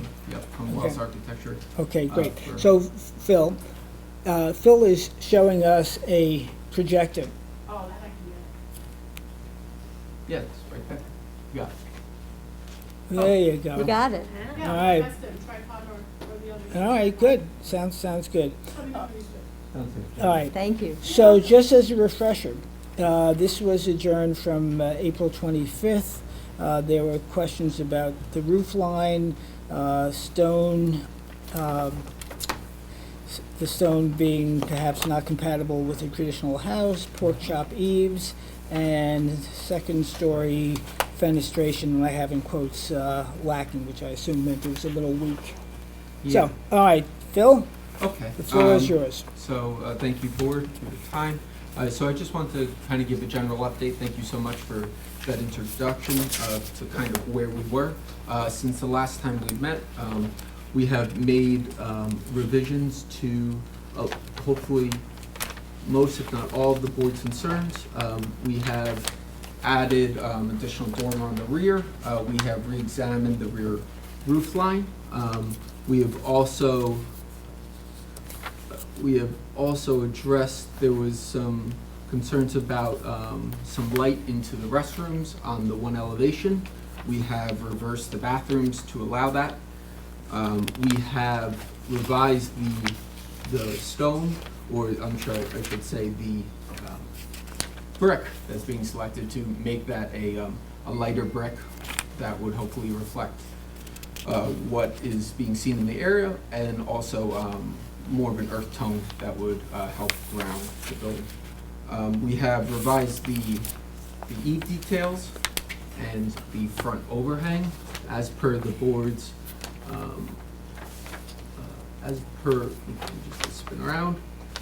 As per the board's recommendation, we have also increased the pool equipment room. We have lowered the whole house a full step in order to make a shorter transition between the front deck and then the entrance, and then also the grade coming out. We have revised the rendering to further match the line elevations. We have removed the queen anne gable, and we've also addressed the elevation, which is the garage entry, to simplify that. And then also we removed the door on that side so the garage could have a little bit more breathing room. So you can see right there, as before, right in this location, there was a doorway. And then We've since removed that to make it a little more symmetrical on both sides. Okay, that's it. That's your presentation, Phil? Yes, unless Okay. the board would like me to elaborate on anything. I will turn that over to the board, and I'll start with Sarah this time. And can you take one step to the left, because I have a great view of your computer. Good? It's better than the other one, yes. Okay. Thank you so much. Okay, Peter, you want to start? For me? Yeah, sure. Okay, yeah, no, I think a big improvement. I would say I guess my remaining reservation are the size of the clear-story windows over the front door. They look very, they look like cellar windows almost, you know? And I think if they just extended up between the, you know, the eave and the roof below and filled up the space, Yeah, that's no problem. you know, make them, I mean, the width is fine, I meant for the height. And look, when you extend them, you might not want 4, you might want 3. Three. You know what I Mhm. mean? The Yeah, the proportions will scale. change. Yeah. Yeah. But that's my, you know, what I can think of right now. Oh, I think that thank you for eliminating the pork chops, but I think they are returns are a bit too long, Okay. and you should stop them at the post. Okay, like in the dormer, the second floor dormer. See how they, on the south elevation, how they keep the south elevation? You can point at your computer screen and we'll see that. Oh, okay. Yes. So, which, Oh, sorry, it's this, that, okay, yep, you same know, spot. if Yep. it stopped at the vertical, I think you'd be fine. Okay, no problem, we can shorten those out. All right, thank you. What about these? Well, we can talk about them, I guess. With the west elevation, the proportion of the small windows also look to me more like they'd be basement windows. I think if they were increased in size, it would be a more resolved design. Okay, you were talking about the windows that we added for. The bathroom windows, I guess, The right? bathroom windows on the west elevation, they just, if, everything else you have is fully formed rectangular, Mhm. and I think that these appear to be the odd people out. Yeah, And absolutely, we could revise those to make them more rectangular. Yes. And then also we'll make them in a similar scale to what we just talked about for the front. Perfect, Over the Okay. perfect, Right. thank you. But they don't have to match the same size No. as the... No, No, they're Gotcha. bathroom windows. They're bathroom They should be windows. Right, smaller, exactly, yeah. Yeah, Yeah. I That's would fine. prefer they be Right. smaller, no, so, exactly, yeah, they for just, some they context. just need to be. Just a little bigger, A yeah. little Yeah. bigger. Mark? Just 2 comments. I think if I'm looking at the south elevation, the front door, the side lights seem more important to me than the door. There's just a whole lot, I think the door itself has lost presence. I think the balance of the door to the windows is off. I think you're right. And I think you've got the windows over all the other entrance doors. Yes. That feels a little excessive. Just let a door be a door. But other than that, You mean the transoms? over Transom, the- yeah. the Yeah, transoms the of the door transoms- seems too fancy to I me. agree. Yeah. I agree. The transoms are too much. Okay, So if they could just be a door, and I think the front door should have more presence, so the side light shouldn't be as important as the door itself. yeah, so I can make the side lights a little bit narrower And to the door a little give more. bigger. Yeah. You might to take the give door more all, presence. just put a bigger door and just side lights instead of putting the transom over it. But I just feel like the balance needs to change. Yeah, no problem. I'll Okay. balance it. And I also think the 2 light fixtures you have by the front door seem a little, to use Sarah's word, mingy.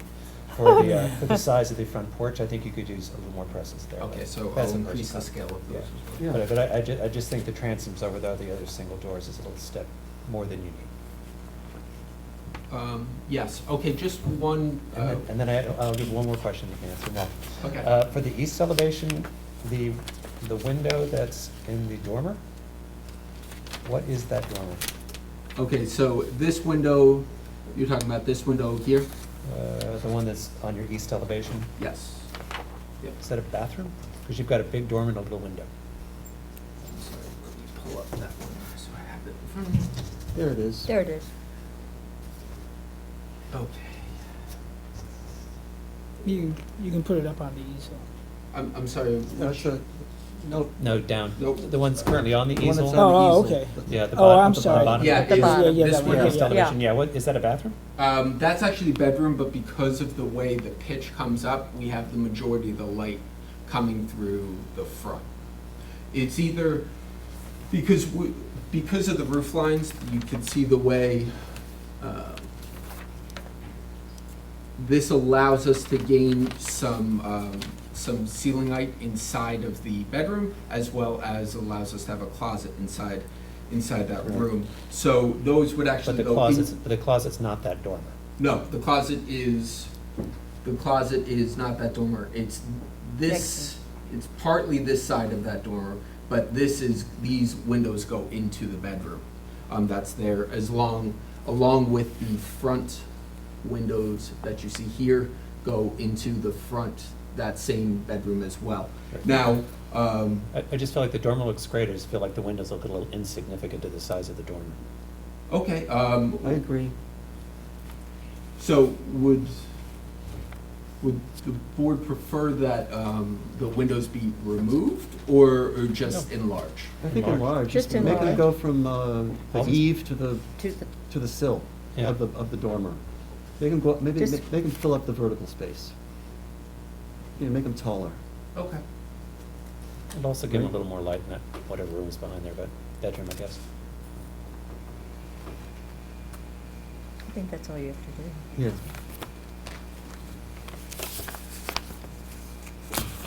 And again, thank you for listening from the last meeting, because you made a lot of the changes you went right to, so that's great. So Thank you. these are just small details that I think will just add a little more, to the house.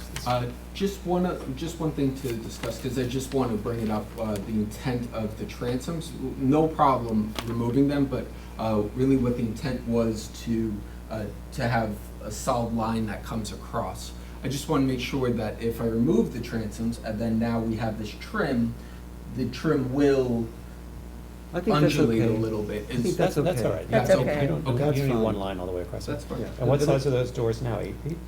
The height of those doors? Yeah. 7 foot. They're 7? Yeah. Yeah, they And don't I- have to line up. They don't- you 8 don't- you foot, don't I need one try solid not to line. do, Yeah. they just start to. Yeah, they start to warp. Yeah, Just- they don't have to line up. It'll look Okay. good. Yeah. Great. Great, Thanks. thank you. Okay, thank you so much. At this point, is there should I adjournment? Yes. or- Yes. Okay. Then Okay. I- And to which we would Say yes. move to accept. Okay. So, second on that? Okay. Second. Wherever Jackie is, Jackie. Oh, I'll be in well, touch. first, I'm sorry, any public comment? Oh, sorry. Nothing on Zoom. Okay, great, so my motion stands, second by Mark, or, All in- okay? Aye. Aye. Aye. All in favor? Thank you. Great. Thank you you. so much. Thanks, Phil. Thank you. See you soon. Okay, Okay, thank you so much for yeah. being so cooperative. If we look at the difference in the roof lines again, they're so much simpler. I know. Okay. Sorry, I borrowed your words, Sarah. Yes. You'll only find that in English. Is it Minji or Minji? Minji. I found it on Google. Did you? All right, so as Phil, you're the proverbial one-arm Nicer than me. paper hanger. So Andrew Spreitzer at 85 Hildreth Street. Okay, is the applicant here. Okay, hold on, see you. Let me just get out my file.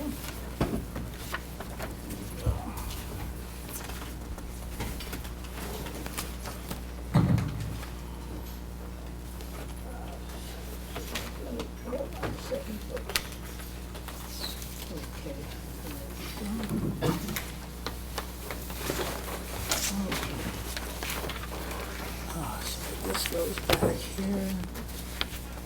Okay. All right. So you introduce yourself, and I just want to make one quick comment before we proceed. Okay. My name is Yulio. I'm the architect for 85 Hildreth, Andy Spreitzer. Right. So, before we proceed, this application is concerning at best, a little problematic at worst. But I'd like and welcome to see you to present. The issues of concern remain the same, including windows that are questionable in terms of what was approved and what was eventually installed. In fact, there was no approval, but windows were nonetheless installed. The ZBA variance for garage, which is now not a garage, the designation. I've expressed some of these concerns with the building department, but again, for the purposes of this public hearing, we'll focus on the architecture, and then council, unless you advise otherwise, we'll focus on that, and okay, and we'll go from there. And we'll let those who are concerned address the board as well. Okay, see, Lucy, see you, it's all you. Listen. It's your turn. So, the issue that the chairman was talking about is the previous design that the building department signed off on the site plan has a outer court or inner court that the width is not wide enough, and there's also sign off that the conversion from garage to living space. We always be very careful when we do design, we ask building department's approval first. But because there's a disagreement and stuff, we decided to completely stay away from it.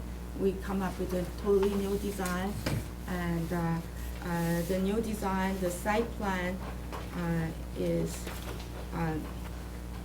like this. The existing house is the white portion of it. Kat, are you able to pick that up? No? I have to reset again. Okay. Alex, do you have the files? If you can share well and reset, and I'll put it on this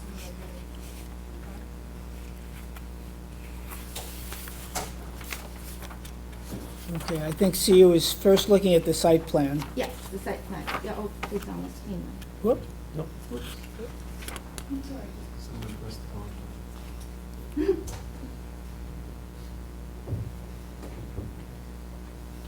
Okay, great. Okay. Thanks, Alex. There we go. Yep. Yeah. So you can see the white portion of it is the existing house.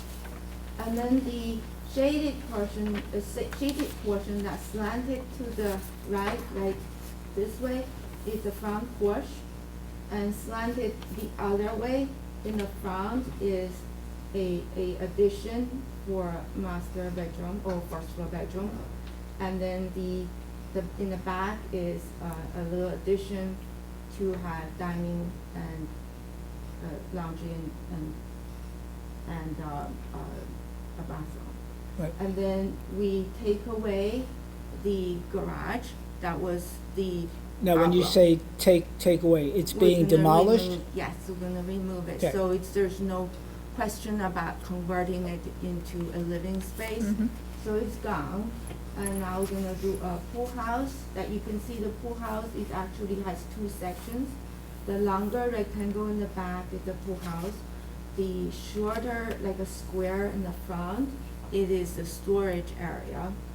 And house is very small, and we have 3 bedrooms, and we'll have 2 parking spaces. And the space requirement is 5 feet away from the street and 10 feet away from the rear yard, which we met. And the size of the parking space is drawn at 10 foot by 18 feet. And that basically what we did to address the code issues. And now I think we can go on with the appearance. Right. And can you just point out what the front of the house is and? Yeah, Okay. it's kind of hard to point now. So I can point on the table. Oh, perfect now. Well, you can just tell me, the front of the house Yeah, faces here on we'll which? have it now. She can point. I can point now. So this is the site plan here. You can see this is the porch addition, this is a house addition, this is a small pool house and a little storage area. the white portion existing, back a little bit addition, and the pool is in the middle. So the So front, before we move on, how's that, what's the property from what, your backyard expansion? What's the distance to the property line? What's the rear yard setback? 12 feet. What's the normal code setback in a? We qualify for 10th rule. well, let's do this. Okay. So Okay. I just want you to tell me what's the front of the house. Yes, okay. Front of the house is, Just on the site plan. let me see.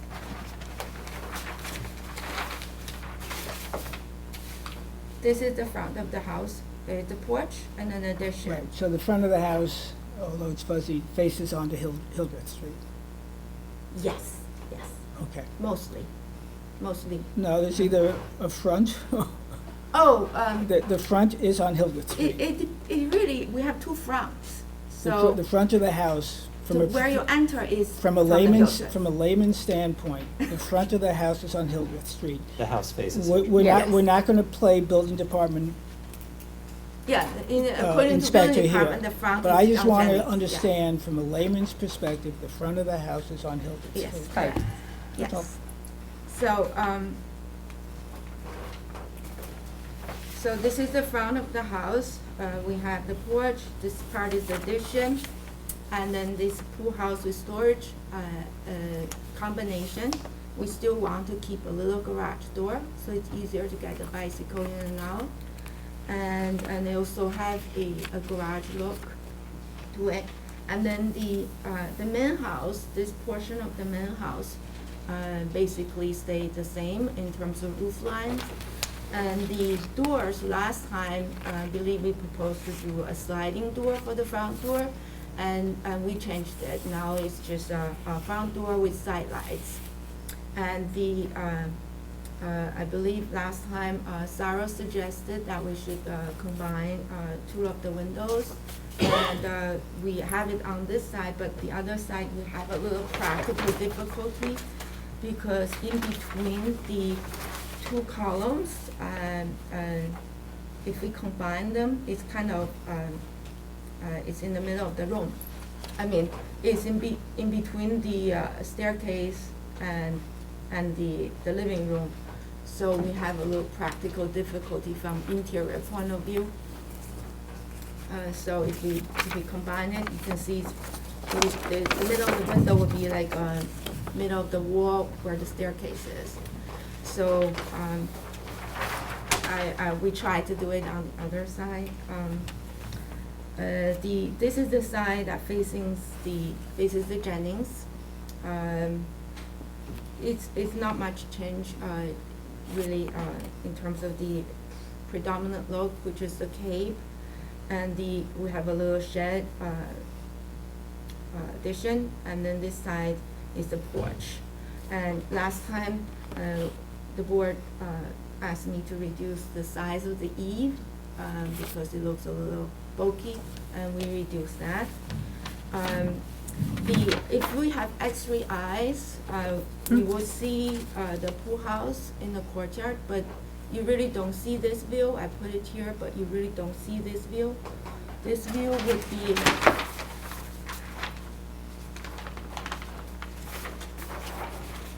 if you cut through the house here, and that you will see the pool house, but really no one will be able to see it from the street. That's that view. And then the rear view,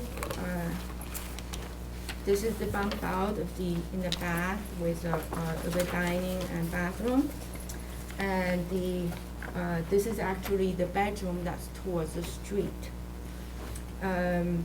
This is also, you need an X-ray view, X-ray eye in order to see. This is also facing the courtyard. You won't see it in the street from the neighbor. From the neighbor, they will see this. If you have an X-ray eye, you see that. Here is the rendering of the front of the house. The front door, this is the addition. Main roof stays. That's the pool house storage with a little bit trellis to connect the pieces and the gate. So it's very transparent, you can see through it, and that's the view we're trying to get. The backyard, you really can't see into the backyard.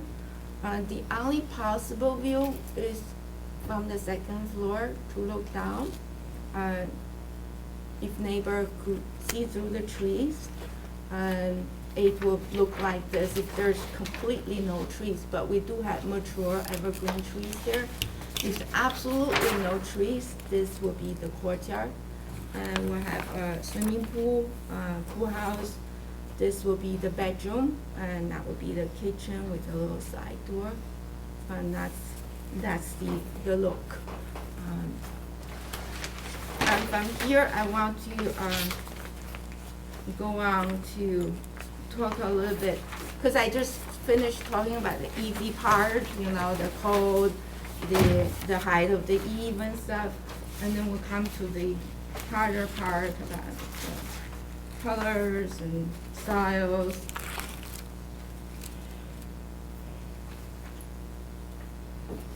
So I have compiled some studies. Okay. Thank you. And it's a little bit last minute because I have to drive around the village to find like things that I want to talk about. And first of all, I would like to talk about the color. The color we are trying to get is, I will call it a spring day in the rain. And you can see the picture of this. So the tree, when it's soaked with water, it will look almost black. And we have green trees, and we have leaves on the ground, and that's what the house is gonna look like. The frame of the window will be the dark color, and the roof will be. Is that dark color black? No, it's not. It's Okay. dark browns, yes. And then the roof is wood, the siding is wood, so it looks like fresh wood and aged wood, and then we have green leaves. And the second picture I would like to show people, show everyone, is that in the front of the house we have skip laurels all across. The only place that has opening is where the driveway is. The skip laurel is just planted. You can see there's still a little bit gap in there, but they're gonna grow shut. And they're right now about 4 feet. It's gonna be taller. And this is the backyard view, and you can see the big evergreen trees. And I look at there, you know, I don't really see the neighbors, but of course there may be a angle they can see in, but it's probably a glimpse of what it is, if they can see. The next picture I want to show is 85 South Main Street. This is actually a controversial project. It used to be, historic color is like this. You can see the windows and doors are dark green, it's almost black. And the house is red. I believe in 2020 or something, around that time. And the current owner wants to paint it to be beige and white. And there's a lot of resistance, but they did it anyway in the end. So now you drive down South Main Street, you never see this house anymore. I always forget. It used to be like, oh wow, this is painted ladies here, and now it's like, oh, where is it? So I do feel like, you know, even I asked some laymen, you know, what would you prefer? You know, I think they're both beautiful. Ask people, what would you prefer? I would say 90% of people really pick the top one. And then there's another one that I want to illustrate. It's 111 Pelotrol. And on the top is a Google Earth view from 2013. That's in the I can see they're in the middle of renovation, so you can see some of the siding is not on the wall yet, and they have white window, white trim, and it's not like really distinguished. I mean, it's nice, it fits in, but you can see on the bottom, it's actually really pop. I cannot say, you know, one way or another is right way or wrong way. I think the people who designed the second way really put a lot of love in it, instead of just say, well, we'll just do what our neighbor did, will fit in. But this one, you can see the detail of the trim, the color, and the shutters. So I think it's gorgeous. And then the next one is 136 Elm Street. And this one is 56 Hillcrest, that's our neighbor. And this one is 10 John Street. And you can see it's like really like people have no rules. They just put the love into their house, and it's vibrant color. And this one, it's almost the reverse of our what we want to do. They have dark brown trim, and they have green, pale green windows. So the next one would be this picture. This picture is our bath court on the beach. The Right. horizontal bars, dark window, Right. and this one is So, 80 White so Street. you, for the sake of time, Yeah. I'm sure in driving around, we could find color schemes of all sorts and all Yes, varieties. yes. The focus Yes, here, I'm almost here done. is really on this neighborhood. So we think we can get skip your the point, Yeah, and we I'm appreciate. gonna quickly wrap up, okay. So we could have like complete dark windows and doors, you know, house is complete black. And then this is on Hillcrest, windows with horizontal bars. And I have a little epiphany, actually. When I was driving down the street, you can see the double hung window. One is tall and you're half open, you can see the horizontal bars. It just looks like the window cuts I have. And if you see a short window, a short double hung, you see it's wider than it's taller. And behind the shrub, you would think that there's just horizontal bars. You don't even see it's double hung. And then of course we have new builds with many black windows, and that's what I would like to present. And then of course we are, you know, short on time. I would And like it's to getting say shorter. the homeowners are a retired photographer and a designer wife, and they're in their late 60s. This is their own home. Yes. They try to follow the building department's instruction, and they pick these windows and doors not out of spite or hold anybody hostage. It's out of love. They really, really love the look. And I hope the board will take that into consideration. And we also have tons of support letters that we have filed. And of all the letters that I love the most is the person who grew up from this house, 136 Elm Street, Tim Bishop. What he's trying to tell us is, you know, We've read the letter. diversity. We've read the letter. Yes, and with that, I'm gonna conclude my Great. presentation. Great. Oh, one more thing. Is the current house, it's white, and there are dark windows and doors on it, and it looks stark, I agree. And we have a lot of new builds are like that, and I think the color scheme we have will really soften it up. Okay, great. I will turn it over to the board members so we can start on either end. Any preference? Start with Peter? Start with Peter. Okay, we'll start with Okay. Peter. Well, you know, listen, I think you've improved it. I like the garage being separated. I don't have a problem with the restyling. I don't have a problem with the new window, horizontal, you know, more modern window design. I'm not against that. The color I still have a big problem with, especially the ones on the side flanking the chimney, because the styles are so huge. You know, they don't look like windows. I think they're doors. Oh, there are doors. Yeah, they look. There are doors. And right now they have big black trims. I already convinced him to take it off. So we're gonna change them into light green trims.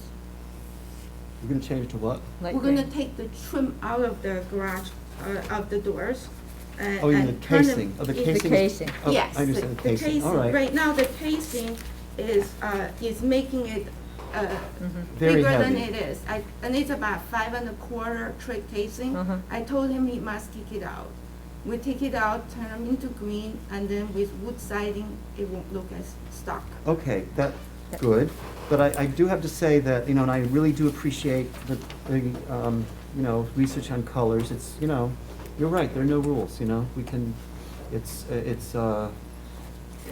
some of these darker houses with darker muntins look very nice. But I think in your house, you know, the rest of your house is light. You know, you've got light gray and light green. So to me, the dark windows are still foreign. They still pop out like they shouldn't, like they're the wrong color. And also, I think the front door, it still looks like a patio door. You know, I think it shouldn't be glass. You know, the door itself. Side light's fine. I acknowledge you've improved the porch. I like the general what you've done. It's just the windows, they stick in my craw. And that's what I have to say. All right, Sarah? I like the garage that you've added and the long rectangular and the small. And I think if there's some way that you could take the windows to a body shop and make them other than black, I think we'd all be a lot happier. I agree. I happen to live in one of the black houses that you showed in your rendering. But I mean, it's actually a blue-black. It is indeed called blueberry. Rather than having black. I applaud the fact that you're taking the casement away, because I think that will keep all of these windows from looking so cumbersome.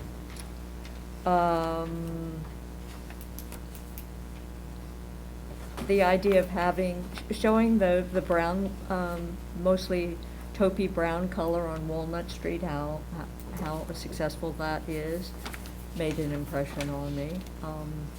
The green makes sense. I think you're almost there, but not quite. Mark? Several things, actually. Explain to me again why you don't have to follow the rear yard setbacks on the 7.5? It's called, it's a undersized lot. When you have an undersized lot, you will go to the back, and you take the first line when it is conforming, and use that to 4/10.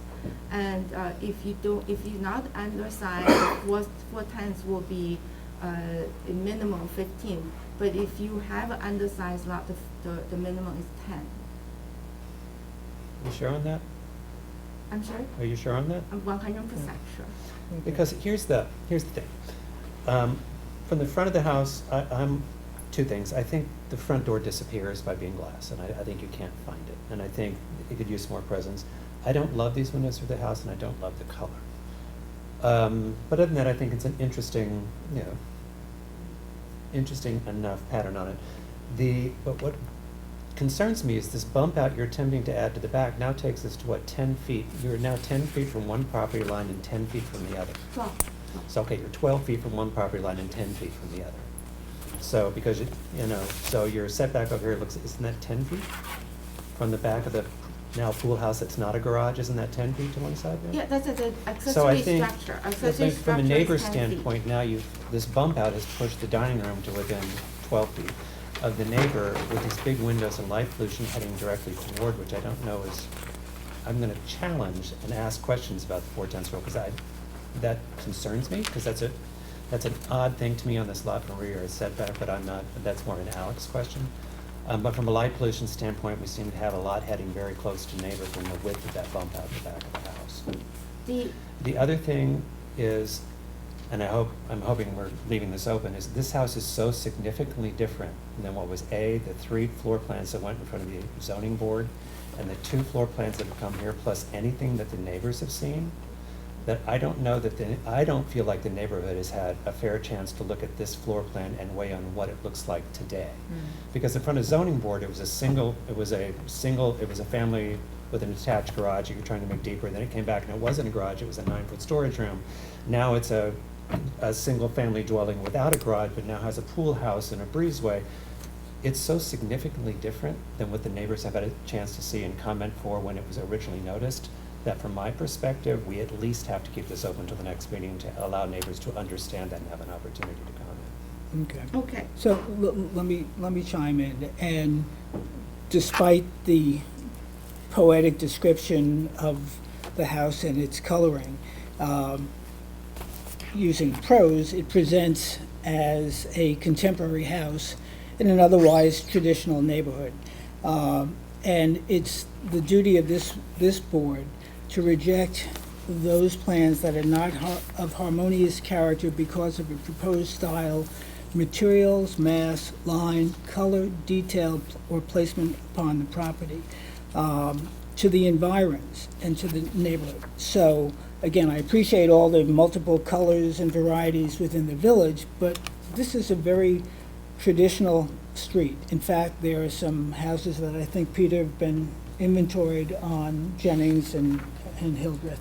And if you look at the somewhat gerrymandered historic district, this reads like a political map. Republican. The Democrats did a pretty good job in New York State, too. Sorry. So, but anyway, Hildreth is basically sandwiched around the historic district. So it's doesn't fall under Chapter 65, it does fall under Chapter 116, but I think one has to take into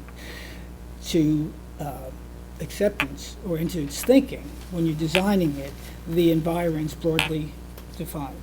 And that's also why I was asking about where the front of the house is, and I think to Mark's point, we're not going to take the position on this board as to the application of the zoning code. We are questioning it, but we'll leave that to be done off-site. We're not going to argue that here. But even assuming that one is able to build as close to the line as you are, I think Mark's point in terms of light pollution is very well taken. So, I mean, you've got what's I call the back. You may call the side, but I think it is the back of the house to me. Is this, all windows there. So this presents contemporary, the black windows, underscores the contemporary nature of it. I think you got to look at more in the context of the other houses. I think that actually she's come a very long way as far as the design. I think if the colors were warmer and the windows could be painted, she'd be very much there. Yeah, no, I agree, you've come a long way. It still presents. But it's still, it's not in a district, so. No, I know, but it still has to be somewhat, I still think of it in terms of being harmonious or not. And as presented here, and I think the comments of the board reflect that, there are certain elements that when put together make it disharmonious. So. I can disagree. I know you Harmonious do. doesn't mean it's uniform. Harmonious can be various colors, a diversity. And you can't just, like we were just showing this house that's from South Main Street. I mean, it's uniform, and then it's no longer. I really thought that it lost its character. I don't think you're wrong, CU. I just think that the color you've selected for the rest of the house doesn't help the brown. Sure. It doesn't bring the brown into it. It's still too much of a contrast. I mean, that house in South Main, yeah, they had dark windows, but they were set into dark green, dark red, dark taupe, and you've set yours into a sort of a pastel scheme, and that's what I think. I think if you worked with the colors of the house, you might convince some of us about the brown windows. So and of course the other option is to paint the brown windows. or do, you know, that's the issue. The brown windows don't fit. And I think the color of the house could change, and they could become harmonious. And I think if you look toward the Walnut Street scheme, you see really how even, I mean, it's a big house, but it doesn't present itself as a big house because of the color. This house is really, I love, every time I look past it, it just handsome, the word just come into my head. It's just beautiful. And I think some of the houses that people think is very stark looking, it's just white and black, because Yeah. there's not a lot of thoughts in it. Yeah. And if we put a little bit more thoughts into Yes. the Yes. color Yeah. scheme, we can make it work. I think so. Yes. And also, these, you know, they don't have landscape, so it can't be softened. And we have an existing house, it's already, it already have a lot of plants in front of it, so I think we should be able to pull it off. I mean, I know they bought the windows under misguided That's stuff, okay. but I'm not going that way. I'm just really trying to sell this idea that we can make it work. Right, Yes. right. So you've come, so you need. We can work on this trim colors, and we can next time bring in more options and see where we can Okay. go. Good, again, And- you've heard our comments. So let me do this, Sue, let me open it up to public comments. Are there any public comments? We have one here in the audience and then none in the ether.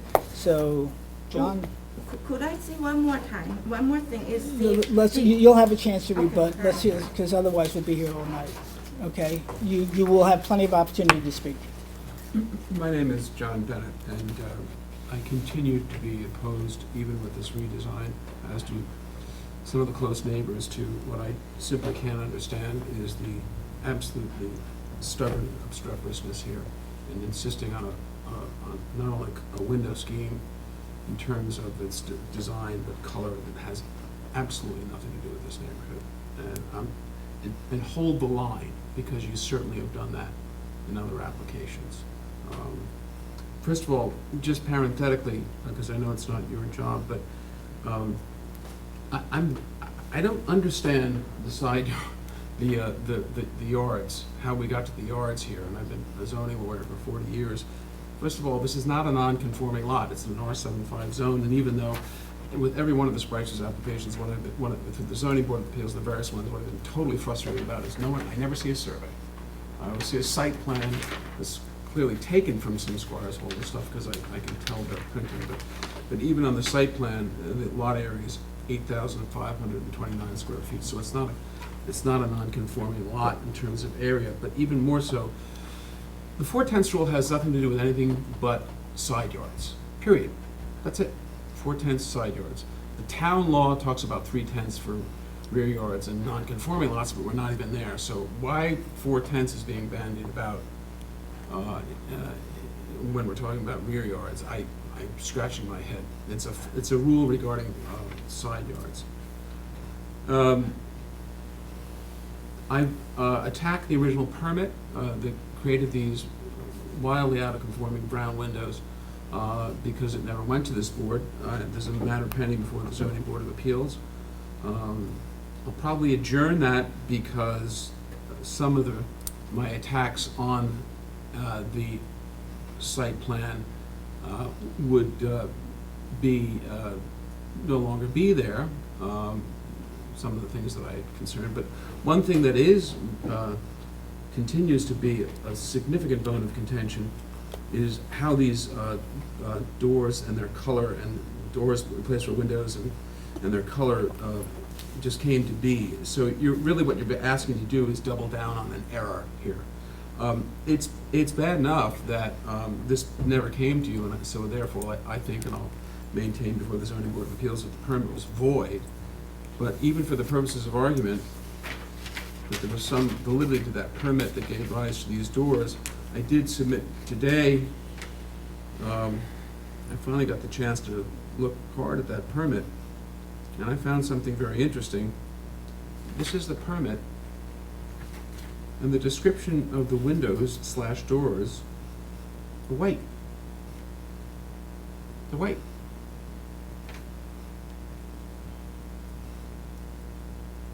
white high-performance tempered glass, divided light, white grill. It's not even white here. So even assuming arguendo, these series of now in place, out of conformity with the neighborhood, fenestration/doors got past you, and it shouldn't have. It doesn't even comply with the building permit. I simply don't understand the obstreperousness about the window design and the color. I've had letters in opposition from, and by the way, I've reviewed a lot of these letters of opposition. Some of them are from the neighborhood, but most of them, a lot of them are from people outside of the neighborhood. But I did submit letters in opposition from both the Minnix and the Davises. The Minnix, 40 Hilda Street, Davises, 78 Hilda Street, objecting to the configuration, size, and color of the windows. And you, Rip, who lives on the house just to the south of 60 Hilda Street, which I own with my wife Carol, and my wife Carol owns 61 Jennings, the adjoining house. You, Rip, did send me a letter asking me to continue my opposition to this program. So I'll submit that for you. I just got it today. I have it, but I'll submit it to the building department tomorrow. This is a very visible street. It's the corner lot. It's in an area of very, very traditional homes. Windows that are not white double-hung windows are clearly the exception to the rule. In terms of its location, I'm going to give you the proposed, I got this from the village website, this is the proposed extension of the historic district.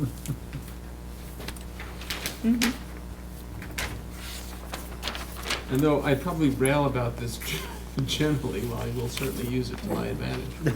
Just being Somebody honest. time code this tape. Go ahead. Absolutely. Somebody time code this tape. Go What's ahead. that? Somebody time code this tape. We're gonna bring that back to you. We'll there's say a couple things- counselor. There's a couple things that I want you to note, though. Even if this wasn't extended the way it's proposed. On the prior, Peter's prior inventory, 61 Jennings, which is which my wife owns, it's a very, very, very, very standard, very typical, I love it, Foursquare. But now, and it's shown as intact, but now and that's the house just to the west. Are you able to put it on the table? Sure. It's Thank you hard so to much. see. It's really going to look like ants on a. But this is, even the Spicer house is in the proposed extension of the historic district. But even if it weren't, the 61 is a house that was built in approximately 1926. We've kept it very, very, very authentic and intend to do so.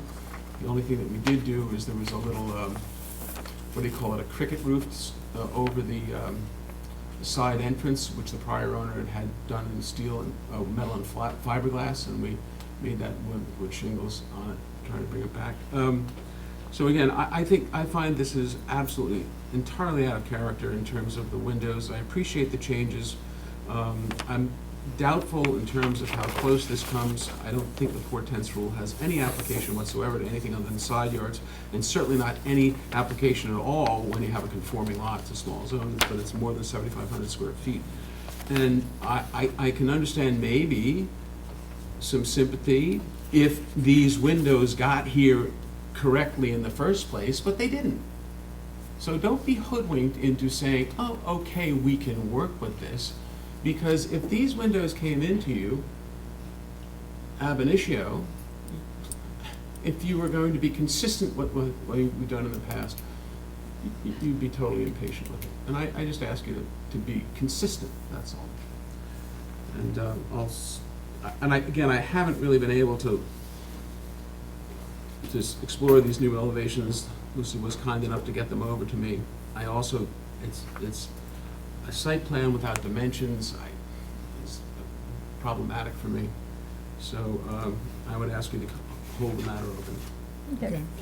Lucy, did you want to, And, any just other one last public? thing. I do want Okay. to submit this thing that I got from you, Rip, today, which is really just my texting. It's in addition to the Minnick letters, and the Minnick and the Davis letters, and they're both diagonally across the street.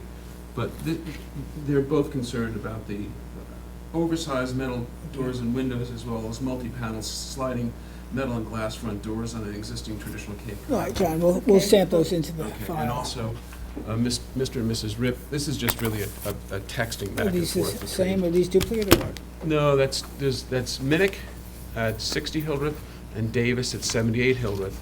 And then this is Rip's at Okay, just to the north of 78 Hildreth. but I'm saying these are all copies. Okay. And again, So, I have, Put that in the we have a house at file 60 and Hildreth, these- we have a house at 61 Jennings, very affected by this. One of the wonderful things about this neighborhood is it's held on to its very traditional charm, and I think this would be an absolute, it would be a huge mistake. Okay. Okay. All right, thank you, John. Lucy, you have the chance to rebut or make an additional comment. Yeah, first of all, clarify the code. The non-conforming lot is not the size, but the width. This is 72.59 feet, and the width required to be conforming is 75. And I know this for sure. All right, so. And so- that's number one. Number Okay. two is that when the house is closer to the side yard and you have solid fence and evergreen, it's actually more solid, less likely for the light to penetrate. That's my other point. Okay. And as for support letters, we have 28 from Jennings and Hildreth. So let me, for all those here and for all those who may be listening, and I had just come from a training session this past week regarding, and one of the topics was public input. So these are public hearings. We listen to the public. At the end of the day, though, the decision has to be made by this board based on the application of the code. So whether 100 people come in favor or 100 people come in against, we hear it and we take it into consideration. But again, the code is what guides us. Okay? Yeah. Great. So you're going to ask us for an adjournment? I will ask for adjournment. I think what we'll do is we're gonna try to work on the front door more and probably create more color scheme and come back. Right. I think, again, think about the windows too. Think about traditional windows. I think, but, Should we ask for dimensions on the site plan if those are missing? yeah, if the building department doesn't have them, Well, this board is supposed to have them too. yeah. I mean, the file should contain A site plan. a site plan by a surveyor. The ARB does not require a survey. It requires site plan. I don't. But it should have dimensions.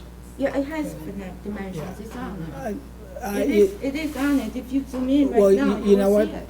But the ARB, though, however, can require, request, yes. can require Understood. information Yes, perfect. to help its understanding. So Yeah, in this I'll- case, I requested, and there, on behalf of the board, a site plan by a survey plan. A yeah, survey. A survey by a surveyor, not a site plan by an architect. Thank you. We do use the same file though. Okay, great.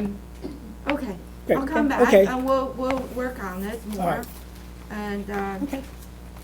I know, I Yes. just want to say, my client's a layman, is not a repeat offender.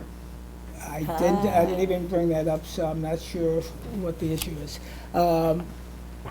Alice, did you want to say Is there a something? motion? No, I just No. wanna make sure. I move that we accept the applicant's request to adjourn.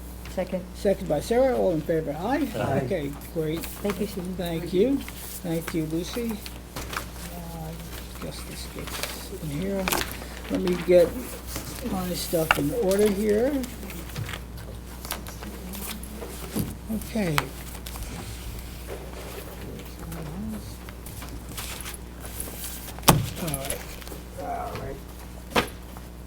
Okay. Bear with me, ladies and gentlemen. Oh, did I just put away my... Okay. To the portico where they look. Okay, hold on a second. And, yep. Okay. So, Juan Romero and Andrea Grimaldo at 63 Armand Street.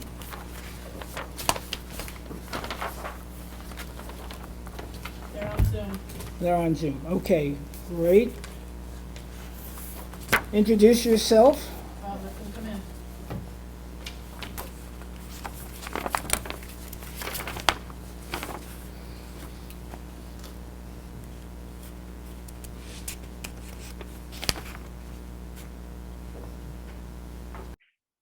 Hi, John, how are you? Hello, how are you?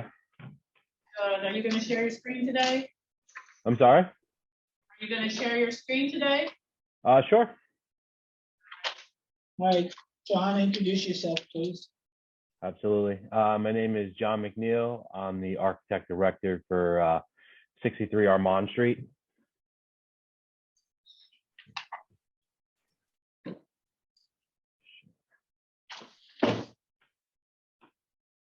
right. Tell us talking about the door front.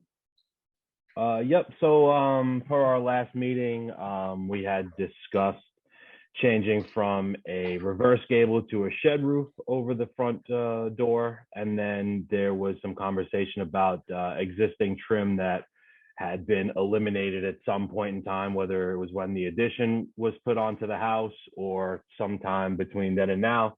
But it was noted that it is shown on Google Earth, and it is shown kind of sort of in the design drawings from when the addition was proposed. So per that conversation, my client agreed and actually liked the idea of having the trim around the front door. So we added that in. I didn't have any sort of dimensional documentation that I was able to pull from the building department.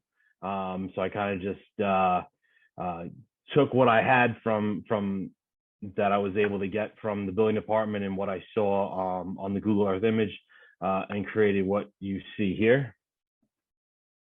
They're 8-inch wide casings on either side with a crosshead that fit the gap between the freeze board and the top of the door.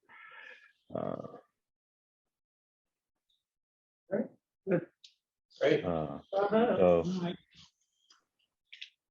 you can kind of see what it looks like rendered out here with the trim. And then you got a couple of side views. Great. Great, thank you so much. Thank you. Not a problem. I'm sorry? No, I was asking the public if there's any comment Oh, okay. from them. But, John? Cat just left the room. Oh, okay. I couldn't figure out if you said like the cat's out of the bag or something.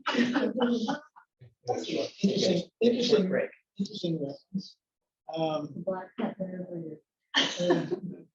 Let's wait until Cat gets back. We're just waiting for the videographer to return. John? Okay.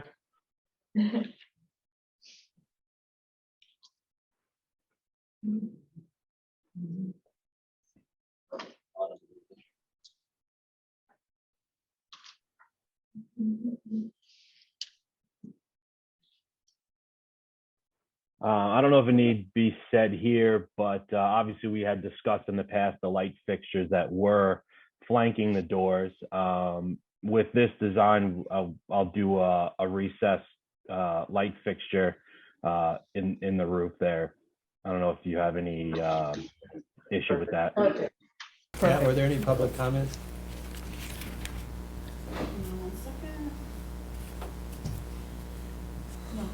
Okay, so I move that we accept the application as submitted for Juan Romero and Andrea Grimaldo at 63 Armand Street.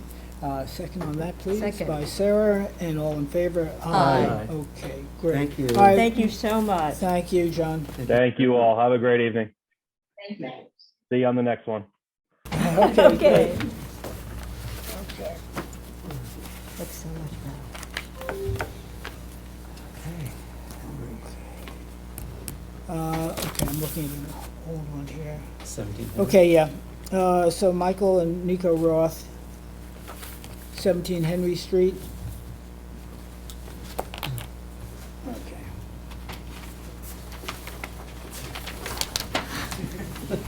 Hello, You didn't Sheila. go far. Hi. This is your architect of 17 Henry Street. Okay. Do you want to just get out the folder? Okay.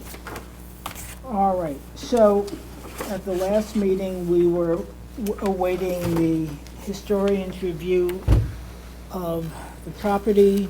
Her conclusion was Southampton is fortunate to retain more than several fine examples of the American four-square house with high levels of integrity. Removal of the present home is unfortunate but not objectionable.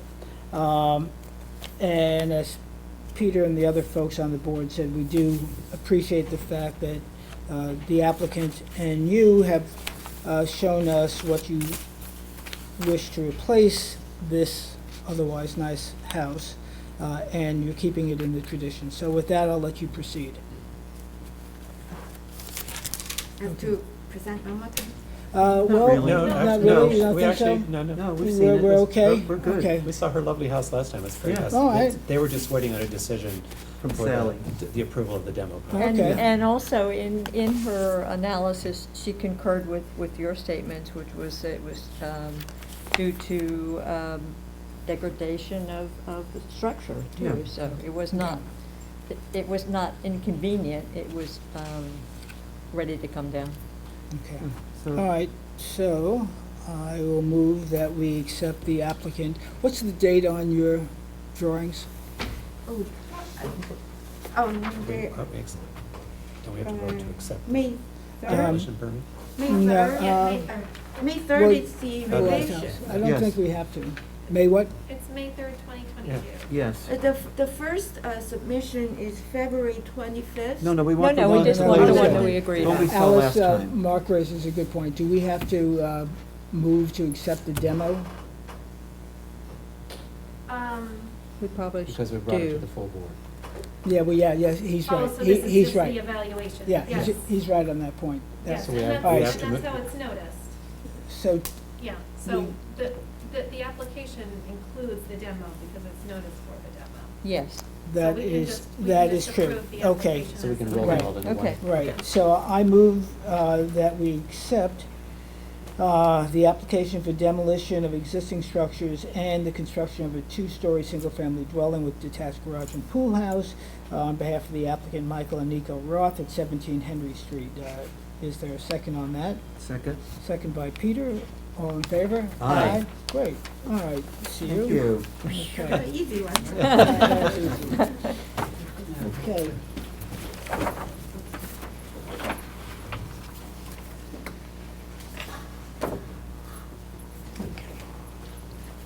So, the next application is that of Ring of Fire at 191 Bishop's Lane to amend a prior approval for landscaping and windows. Okay. Okay, Sarah will be coming back. Michael, introduce yourself, Michael White. and then before you start, I'll just tell the public what's transpired. Okay, Michael White, your firm again is? George Good Builders. Okay, great. So at the last meeting, for those who are here in the public, there were, we said we would do a walk around the property, which Mark and I did with Alex Wallach, the Director of Planning, so Michael can address that. And then we can talk about windows and other things that came to note in the walk around. So, with our site visit that day, I think what we decided to do was put a line of 10 to 12 foot, either Leland cypress or giant arborvitaes on the line between the street on the north side and where the woods continues on the property to the north. And there's a tree there that's that we decided to keep. It's a oak tree. I think it's like 9 inches in diameter. That's kind of, it's gonna run next to the driveway. We're gonna go around it with the driveway. And I believe we also agreed to put 2 or 3 maple trees in the neighbor's property to go above the 12-foot evergreen, so we could kind of try to block out the gable of the garage. And I believe that's, the back has giant leelings in the back from the condominiums, and the left side's been landscaped with the prior house. Okay. So we'll stick on the landscaping. Now, Michael, because of, one, we would require it normally, but in this particular set of circumstances, I'm going to ask that you resubmit a landscaping plan that addresses the very things you said, assuming, Mark, you had walked the property. Is what Michael said consistent with your thinking? Yeah, my recollection is, I don't know that we specified the type of tree, but that you would plant 3 trees on the neighbor's property. And I think it'd be nice if you actually consulted with the neighbor for what kind of trees they are. Right. And they should be at least 5-inch in caliber. We agreed on that. And it'd be great if you could plant them sooner than later so we can start the process, because this is the current view now for where those, because the long story is that the original plan we worked from, the trees weren't actually sited properly, and where they actually were wasn't even, but when they were taken down, they opened a big gap into the neighbor's property, and right now she's highly exposed. So if you would agree to put those 3 trees on the neighbor property, we'll consult with the neighbor to what type of trees they are. And she would appreciate if you plant them sooner than waiting till, because we can get them started now so she doesn't have to watch the rest of the construction process. That would be great. That's fine. Okay? That's from the landscape walkthrough. That's what we all agreed to. So we'll need a revised landscape plan that specifies the trees and obviously what and where.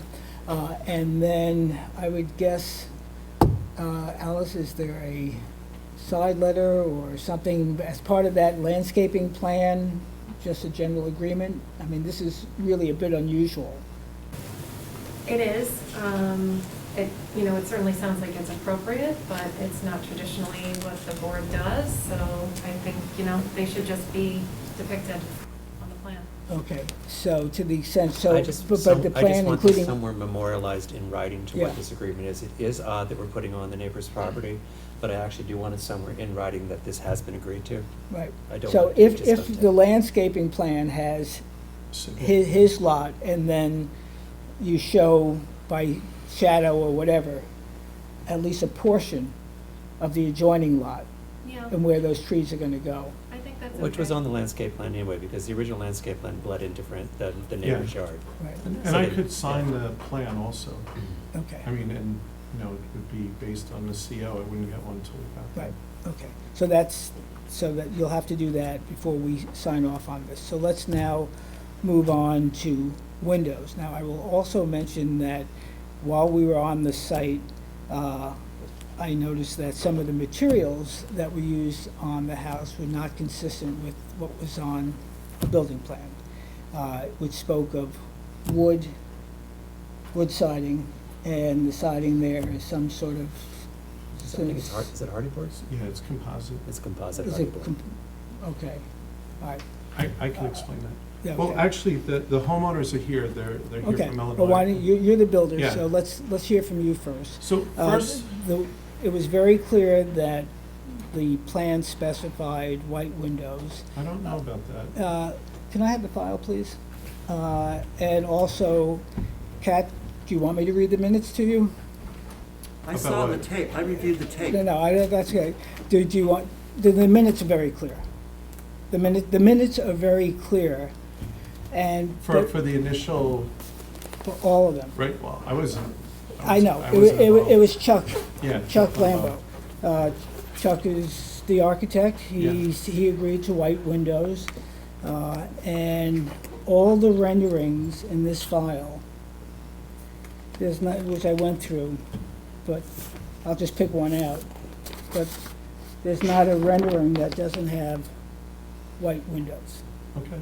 all right? So, What's actually written on the building plans? white windows, It is? Okay. yeah. And plus it's in the minutes, and plus it's on the video. So that's what was agreed to. So we're looking at this house, as we do with all houses where there are amendments or where things have been built in a way other than what was planned, as if they don't exist. So now you're presenting to us, in effect, a new plan to put in dark windows. I'm not sure why the board would reconsider that, but you've got the floor, so you can, Well, you make your case. I emailed, I don't know if they could pull them up, the pictures of the neighborhood houses that have black windows in that immediate neighborhood in Corrigan and Bishops. There's at least 6 or 7 new houses. They're all black windows, including the one I built next door that has black windows. When the Merlots bought the lot from me, they wanted the house to be white and black, like the one next to it. That's what it was appealed to them. That house wasn't available at the time, so that's what they wanted. And that was the disconnect between Chuck Lembo and the new owners. So that's how those windows turn black. And they in the neighborhood, there's a lot of them. So, does everybody like black windows? No. Does everybody like white windows? No. That's what's in that neighborhood. It's a good mix of black and white windows. I personally like it. I'm building my own house and it has black windows. And it's in the historic zone, my house. But, that's something that we're gonna have to, figure out how to go from there. But there are, I believe electronically, I submitted those pictures of all of them. They're in the file that shows all the houses, and they're relatively within the last year. So, I just don't understand how, from even a legal standpoint, how you could say house 1 has black windows, house 2 can't have it right next door. I don't think you could ever do that. I mean, there's no precedent, there's nothing for that. And it's not in the code. So that's another point. And the homeowners didn't put a second-story deck. They put very small windows on the north side, for the homeowner not to give her light pollution. And they've really gone out of their way to try to make this as, as easy on the neighborhood as they can. Right. So Michael, you've been in construction and developing and building houses for how many years? 30. 30 years. So, and you've done a fair number of houses in Southampton. So you know the requirements are, in order to get a building permit, you need approval from this board. The board approves a plan that was submitted by you. Everybody agrees to it. And then it's the builder's obligation and the applicant's obligation, no matter what they want at that point, to build per the plan. If there's a request or if there's a desire to change along the way, you, anybody else associated with the project can come before this board. It is not legal to build a house contrary to the approved plan, which is exactly what you did. So if there's any inconvenience that you or the applicant, and I wish them well, and welcome them to the neighborhood, but it was your obligation to communicate their wishes to this board before you installed windows that were not approved. Chuck was here. Chuck made the case that there are other houses with black windows. Chuck agreed, and it was signed off, that they would be white windows. Styles change, and this board, if you followed it, and the Merlots, if you're here and you followed videos, you would know that we have, in many cases, moved away from white houses with black windows. And to the extent that you shared that with your client, I wish you had. Maybe you did. Maybe they chose to listen. Maybe they did not. Maybe you chose to communicate it. Maybe you did not. I can't get into that. What I can say, and what Peter and everybody's reviewed, is what was agreed to, and that's what is expected to be built. If the board wants to reverse themselves, I'm not, it's up to them. I'm not sure why. But I don't know, Alice, do you have any comment? I mean, we went, Well, I mean, this they're here for an application. amendment. Yeah. You know, they're asking for what they have now, and I think, you know, the board needs to look at it again, because they have made this application for the amendment, and decide whether or not it's consistent with the neighborhood now. Okay. As if it's not there, because that's the standard. Right. With all due respect, you know, this is somebody's home. And if you have one board, and this isn't, when you say the board doesn't do this now, that's the members you're talking about. This board has always and consistently always let black windows go. So you can't, as a board, one day decide you like orange and the next day decide you like white. And maybe sometimes people that have come to this board have changed things, because this board doesn't always follow the parameters of what you're allowed to do. You're not allowed to tell somebody what color to paint their house. You can't dictate what color to make your windows, maybe in a historic zone, because there's nothing in the code. No, the board has purview over color. Well, that's not Here. true. I went to Yes, it does. Supreme Court 4 years ago for this. Michael, please. Right, but you can't be, Or placements on the property, or in relation to the spaces between buildings. as long as you're not arbitrary and capricious. Right. That's And- part of the law. That's the state law. Right. And Michael, we went through, this application, as your client may be aware, had, I think, was it 5 or 6 meetings? It was at least 4, maybe 5. Yeah, we totally changed it. And so there's nothing arbitrary, nothing capricious. We use judgment. Your client, your representative, accepted that. It's your obligation. You are wrong and incorrect, and if you and your client choose to pursue this, you're welcome to. But it's very clear in the code, as Alice just recited, what this board has purview over, and color is one of them. But the state constitution overrides what you're telling me, because No. you have a house right next door that's black windows, so how are you not being arbitrary? Michael? I'm just asking you an honest question. I'm not going to answer that. If Because there's no if answer. your client wants to take this to court, they have remedies by which they can pursue, okay? And if that, at the end of the day, is something that you and they want to do, that's your prerogative. I don't think If you that's why feel they're we, here. if you feel we have wronged you and your applicant, you're welcome to do that. I understand. Until such time, the building department will not issue a C of O. The house cannot be, well, and all the things, the ramifications that come with that. Again, all this did not need to happen. All this is because of what was done on that side of this board. So, I leave it, let's have a discussion. I understand all Okay. that. I mean, we're not here to try to redo this to get into litigation. We're here to see if we could work this out. And I think that, you know, that it's something that they came here to talk to you about. You know, they don't like using mahogany. They don't like using these materials that are in short supply. And, you know, there's a little misunderstanding of what was going on. They want to use a composite material. The interior of the house is very minimalistic. And, you know, I would like to see if you could, you know, listen to the homeowner. Well, we will, but I wanted first, in terms of the procedure, Alice, do we want to listen, does the board want to respond, should we be responding first to Michael, or, I mean, the homeowner is the applicant. The homeowner, it's their role. Yep, so sure, they're welcome to come from. Thank you. Okay. Aye, and we do welcome you.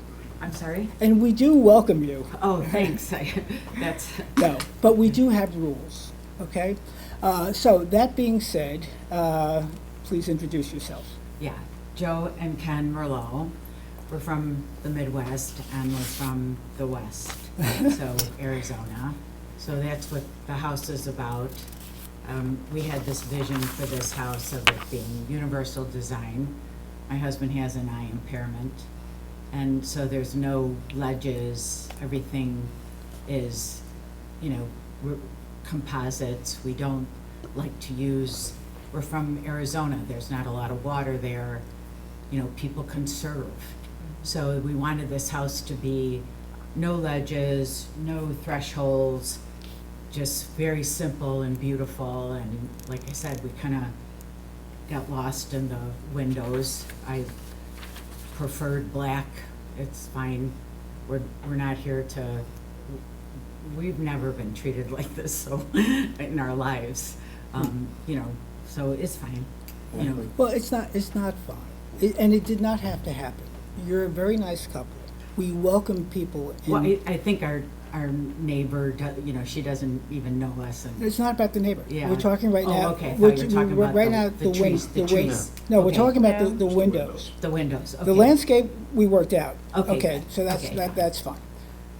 But but- I'm willing to work on, like, with the trees, we'll do anything. The windows, I don't know where the disconnect was. Right. This is a professional. I think He COVID. He should have told you Yeah, what and it was. Right. Whether you listened to the hearing or not, it was approved one way, and it's not that complicated, and I don't want to beat you up in any way, but it's not that complicated, and the board approved something that you folks and your representatives agreed to. So I don't know how we agree to something, it's approved, it's signed off, it's a building permit, and then people choose not to do it. He says he's told us in confidence, he's caught in the middle. Come on.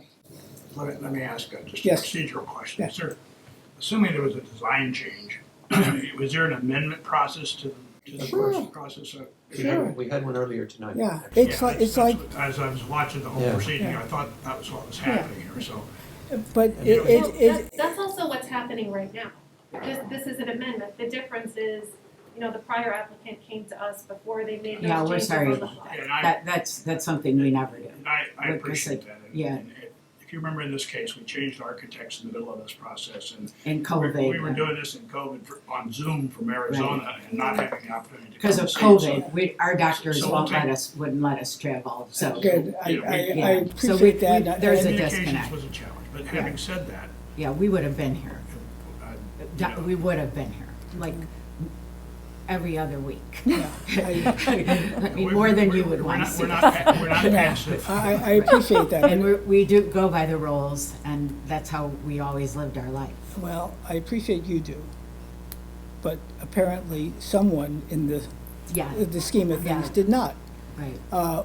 There have been situations in this village where a house has been totally framed up, house on Hunting Street in particular, framed up. And it was not built according to plan. The building department was tougher, the applicant knew the situation. The next day, it was all in. That's not a threat or a scare, it's just a point that when somebody does something in violation of the approved process, there are ramifications. As Alice pointed out in this case, you're coming to us now for an amendment, which is the right procedures, just the timing is wrong, and now these windows are up. So from this board's perspective, those windows don't exist. If that means that your builder has to rip them all out and put them back in, that's what may result from this. And then whose expense that is to bear and the burden to bear, that's for you and the attorneys to figure out. So at this point, if you want to say more, you're welcome to say more.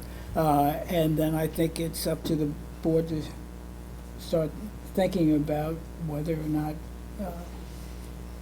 the windows stay, change, or it's not even stay, change. It's whether they approve a plan with black windows. Well, or you not. also have a complication because of the materials. Hardy board doesn't bother me in the least. In fact, that my house is built of hardy board, but the plans said wood, didn't it? Yeah. So that also, needs to be corrected.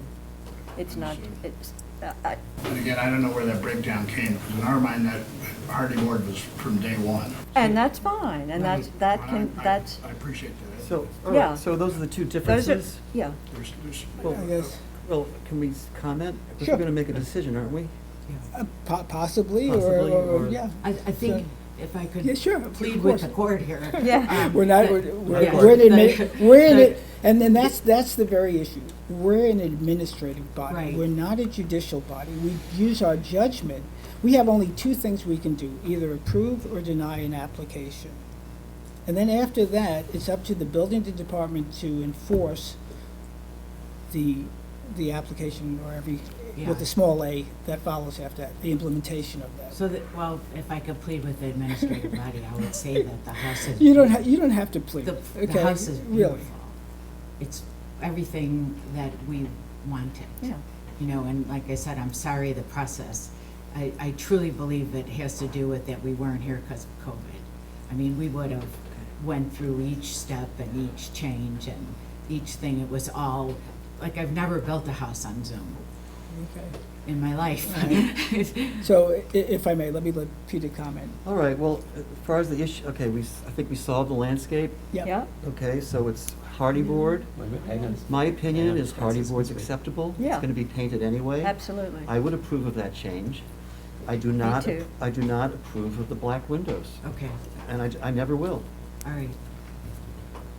And you can sue me, you know, that's We got it. my considered judgment. Yeah, okay, we got it. Just- we got it. To help you, let me put, because you're new, let me put this a little bit of context. One of the things this board does is we look at projects from do they fit into the style of massing to the village itself. The other thing we watch out for is that houses are noticed, because if somebody else is gonna go build a house in your neighborhood, you're gonna get a chance to see what they're going to build. And everyone in the neighborhood gets an opportunity to comment on what that house is. So part of the process is making sure that everyone has seen the house, and like is happening tonight, your neighbors, if there's something they don't like about it, or something in the future going up that you have concerns about, they have a forum to come here and talk about it. Right. So we comment, we hear from the neighbors, we gather all the opinion, because I think all of us in the village have a right to understand what's being built in our neighborhood ahead of it's being built. And that's really a lot of what this is about. Yeah.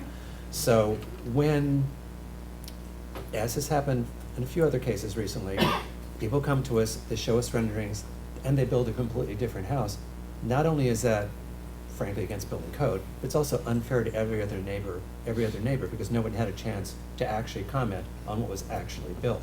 The house they comment on is not the house that's there. So that's a little more the context of why we do it. It's Yeah, a yeah. lot about No, we keeping our totally- neighborhoods yeah. safe. We So live in a just- little village Yeah, also, so- and, yeah. So that's a little what Right, that's about. right. As far as the hardy board, I have no problem with the hardy boards. I would kind of have to agree with that. It's not about whether it's black or white. I actually think that this particular house looks better with the white windows, and they're more Even though in style for that house in that neighborhood as far as I'm Even though concerned. it's sitting exactly beside a house that has black windows. I understand. You know, we're both white houses, one's got black windows and one's gonna have white windows. Right, but so this- we wanted it kind of to mirror. And that's one of the things that was of concern to us. So this is what was presented, Okay, and that's what we approved. We did not necessarily want two houses that looked exactly that way.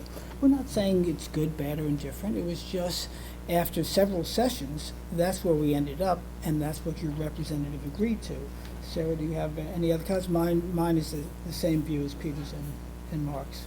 One of the reasons that black windows had been a tick, basically, is that they look like somebody's eyes have been punched out. You know, they read black. I mean, the whole thing reads black rather than light and air and molding. yeah, And so and we had heard from various people in the neighborhood, not necessarily your neighborhood, but the overall village of Southampton, that these windows were upsetting, for want of a better expression. And Okay. so when this application came before us and we reviewed it, this is, you know. This is June 24th, and And this is, you know, this is what was approved. the approval was June 28th. they're white on the inside, Yeah. so, I think, We don't have purview over the inside. So they can be painted. Yeah, so we'll do that. Yeah, I think they're white on the inside. Yeah, So great. it's not like I have a big issue Yeah, here. And like I said, this has never happened to us before. I understand. And so Paint we've 'em. compromised on every piece. Like I said, they're white on the inside. Right, So okay. it's fine. Well, great, okay. Yeah. And the hardy Is that board. okay, Mike? Yeah, that's Yeah, fine. it's And the fine. hardy board is something Right, that, as yeah, I said, 'cause I that- have, because yeah. Well, like I'm I with said, you. I can't do. It's environmentally I can't, when wood is in such scarce. and Exactly. I can't do it I anymore. understand. And, you know, in Arizona, it's not allowed. Yeah, It's just not allowed. Yeah, They exactly. don't have water and. Yeah, and fire. Right, Yeah. exactly. It also has to be So break I'm just so used to that. I It's understand. just not allowed. I So understand. let me ask council a question. Is that okay, So, Mike? Yeah. Yeah, I'm good. The windows that were originally specified were probably white, what's the word I'm looking for? But they were white.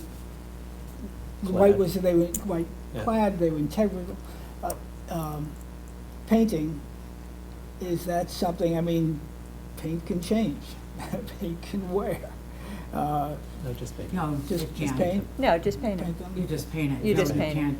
You just Well, paint, Paint you does just- not chip away. Um, paint them. It has The to be- question is, how does one assure that that's, Well, that Safe. is well beyond what I do as an attorney. well, no, I'm not asking you to paint them, but what I'm saying is, as opposed to windows that come from the factory, spray coated or what's the? You could paint those. Well, that's Baked true, enamel. that's true. It's baked enamel. I- yeah. You'll I- paint those. Yeah. I I have a hear where feeling you're it's going. not an issue to Yeah. paint the windows, and I Okay. think it's probably a really great compromise. Uh-huh. Okay. Mr. Chairman, I did want to ask you to clarify when you said that when we reviewed, this house, and you said that this house looks better with white, you were distinguishing the design of this house, is that correct? Right. Yeah, we looked at this house as presented and as proposed and as approved. Okay. Okay, so now we're talking about painting windows Mhm. white, and the board is fine with the The hardy hardy board. board is fine. And hardy board is Right. fine. And the only thing that's left is, Michael, for you to submit a revised landscape plan. But Oh, and before, don't but we have need more the- public Don't we need comment. the plans to note the white windows in the hardy board too, to get the record? Yeah. clear? Yes. Mhm. Yeah, don't, wait, hold on. Hey, I'm gonna maintain decorum tonight by not yelling, okay, which is, I mistakenly did the last time. Very mellow, namaste. Anyway, so, you folks can take a seat for a moment. Thank you. I have just one question. So Okay. that I have to clarify. So if these windows are white, let's say somebody gets a CO for purple windows, right? And you said, I want purple windows, and somebody painted it 5 years down the road, whatever color they wanted, would they have to go back to the board to change colors? Yeah, that's an Yes. exterior Yes, actually. alteration Right. of color that requires. Because it's not a replace in kind. Oh, Color, okay. if you change the We'll color, it's keep not a in mind. replace in kind. Okay. Thank you so All much. right, thank you. So, let me open Hang on. this up for public Yeah. comment, those in the room and those outside the room. My Okay. name is Frances Genovese. I'm at 209 Bishop's Lane. I want to thank you for walking the property, but I'd like, if I may, to disabuse the owners that I had anything to do with the discussion on the windows, because I have Right. absolutely no interest in the house. I have interest only in the garage, the light pollution, and the damage done to my property in the construction Okay. of the house. Can I just ask that you address your comments to the board? You Oh, can yes. say what you wish, just please address Right. it to the board. Yes, but I mean, if this was presented, turned to me. I understand, it's just Okay, required that you address your my comments to the comment board. is thank you for walking the property, and given what we know we're dealing with here, on the new landscape plan that has to be submitted, I think that any of the amelioration of the damages done have to be based on an established boundary line. Now, as I've come here before several times to say, the boundary, the stakes that the surveyor put in initially were removed. The tree, in fact, that was removed from my property was marked with pink tape, which I had put on all of the trees that were on my property. The tape on that tree, which interfered with the turn radius of the garage, was consistently removed, and one day the tree was removed. So I think that, I mean, I don't know what the law is about establishing a boundary line, but this boundary line has been too fluid. You know, Tin, the building inspector, has had to come and throw up some temporary things to try to establish something. The owners had assured me in writing that there would be a construction fence and trees would be maintained. That, of course, was completely washed away in the construction. So I think, and also what I understood, but I'll be educated here if you tell me, they're going to replace 2 mature trees. I have previously submitted the pictures of the trunk as it was being cut down. That trunk was 4.5 feet in circumference. Is that what's going to be replaced? That tree was over 100 years old. It was not a maple. It was an oak tree, and it stood between myself and the perception of their garage. I mean, you've walked the property, you see what they did. They denuded the boundary. The light pollution from the previous house that they built before this house was put up, which was much, much further away, was intrusive. It was lit up like a casino every night as it was trying to be sold. So what I would like to establish tonight with any kind of security is that they will reestablish the survey lines, that I will have more of a say in what goes in there, what kind of trees, the size and the maturity. I'd like to have the ability to stake where they go on the property, to basically. On their property? It's on her My property. On your property, yeah. Yeah, because he, Okay. I think he agreed, Yeah. whatever that's worth, He's- he agreed to right. replant there. And I'd like to know, I'd like it to be speeded up, I'd like the date of the planting, I'd like to be notified. Okay. Is there any provision, like we're worried about paint on the windows, is there any provision if the tree dies? No. We can't do that. Okay, so basically what I Feel want. Well, I think what we have done Yeah. is they've agreed to put 3 new trees. Mhm. No one's gonna bring you a 100-year-old tree. They're going to, they've agreed to put 3 trees onto your property Mhm. of a minimum of 5-inch caliber. That's this? And they're gonna talk to you about what kind of tree that's going to be. Okay. And then you can agree together with stakes where those trees are gonna go.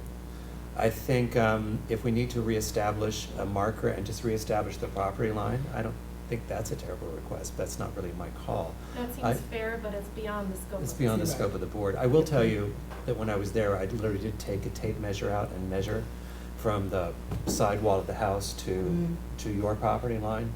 And there's a fuzzy distance. The fuzzy distance is as much on their side as yours, but I think Yeah. actually asking them to reestablish the lines, it seems fair, but it's not our jurisdiction, but it seems fair. And they've also actually agreed, as we talked about, to replace those trees fairly soon, because so you'll have your views start to be blocked while construction No, continues. So I think that's fair. appreciate that very much. Yeah. But the only issue I have is that in the approval of the CVO, it said if any of the trees were damaged, any of the plotted trees were damaged, they would be replaced in kind. So a tree that has a 4-foot circumference isn't really replaced by one that has a 5-inch, is that what we're saying? I'm gonna be really honest with you and tell you, I didn't see a stump that was 4 feet in No, because excuse me, because it was destroyed that day very carefully, but I took pictures and I measured it, I've submitted those pictures here. That trunk was about the size of this table. A 5-inch tree that, gives a little foliage, that doesn't meet the conditions of the approval that you established. Well, that's, What we saw on the plan when we walked the property, with the exception of the 3 trees that were mismarked in one of the original plans, which were right in the driveway, it's very clear that that was a mistake of whoever plotted it. But again, like Mark, I saw no evidence, and I didn't even see on the drawings of, you know, trees to that extent. I think, Francis, as Mark was saying, we can't replace, if the tree existed and it was on your property, not theirs, I don't know how you establish that, but, you know, what we saw. What about the photographic record? I have the photographic record. I can't tell from that where the property line is. She does have a photographic record, but we can't tell from the photographic record it was actually on your property or their property. Well, if you're talking about photograph. the tree that was taken down and they've agreed to replace it, I have a picture of the stump as he cut it down. As he buried it, as they covered it with dirt. They, you know, this was done in a single day on November 21st. So I did a document. I did a photographic record of it. I didn't take a video, but I did do a record of it. There's a matter of practicality No. to some extent. Your major concern was screening.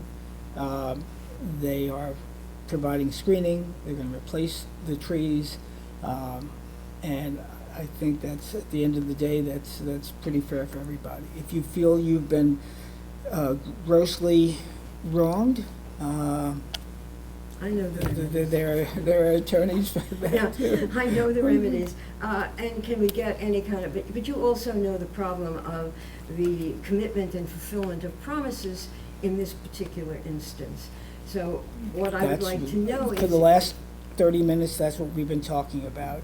I And understand. these nice folks have come over here, and they've had a plateful, a bowl full of just that. So I think I'd like to move on. Okay. I'd like to get a landscape plan from you that's as comprehensive as possible and What about specify a the date, trees. Mr. Broadley? A And, date of and to the extent that can include some indication as to when the plantings would take place, that would be helpful. That would be a neighborly accommodation. A neighborly Yeah, accommodation. we'll right. do that immediately.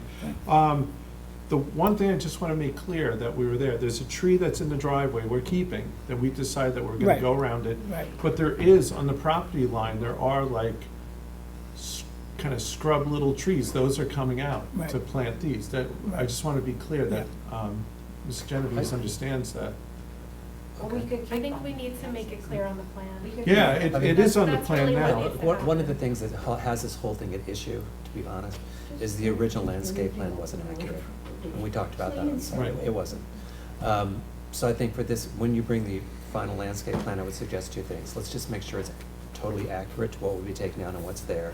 And I would suggest if you could have your landscape person meet with Ms. Genovese, figure out where those trees are going and indicate them on the plan that you've both talked about before you bring us the plan. That'll speed the process along. All right.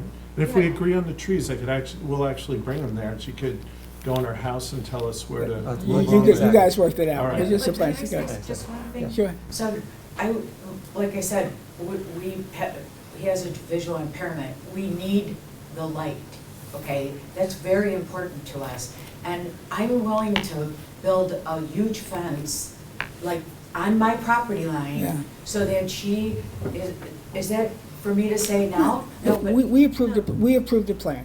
Yeah, Let's go I ahead with the would plan do that's that. approved.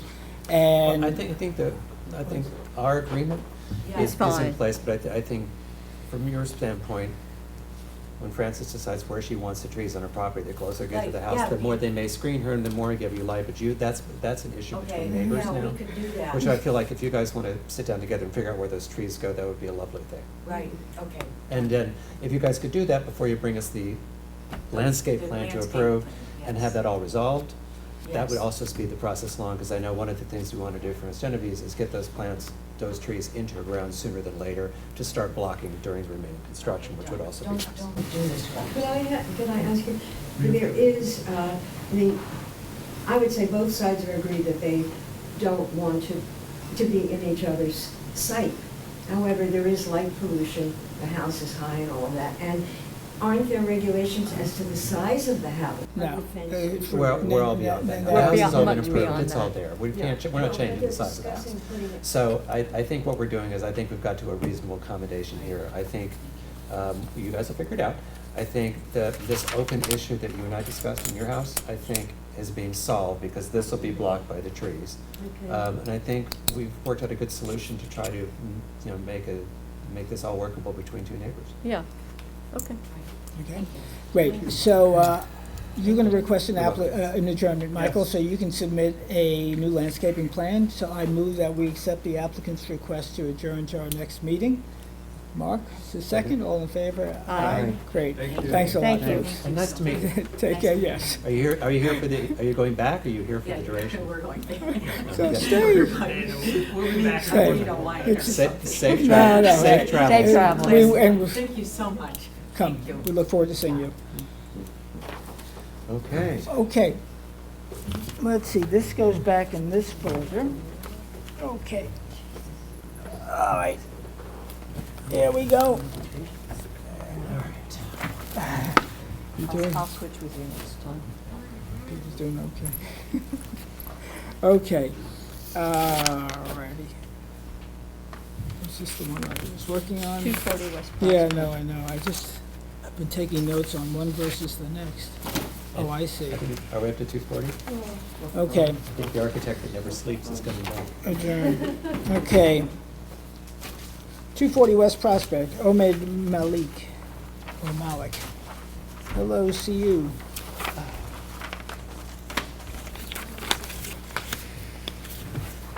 DCO, the architect for 240 West Prospect, and my associate, Spring Yu, is gonna present. Hello, my name is Spring Yu. I'll be presenting the revised plans for 240 West Prospect.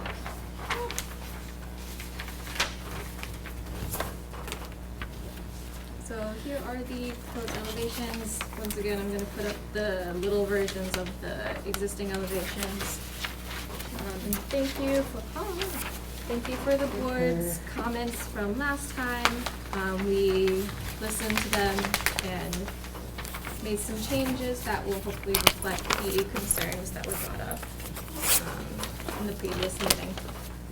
So first, on the north elevation, the skylight that was offensive has been removed. And the tiny thing about this window not having the correct side light pattern has been fixed. And the main concern last time was that there were 3 pairs of French doors on the second floor balcony, second floor dormer with Juliet balconies. They have, they're now been modified to just be double hung windows that are 3 foot by 5 feet for egress reasons.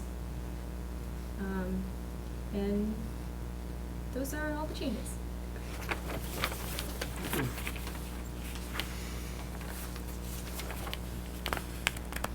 I think it's great. I think it looks very nice. I think you listened, and I appreciate that. Yeah, I think Yeah. it looks it's good. great. Yeah, I'm totally satisfied. Yep.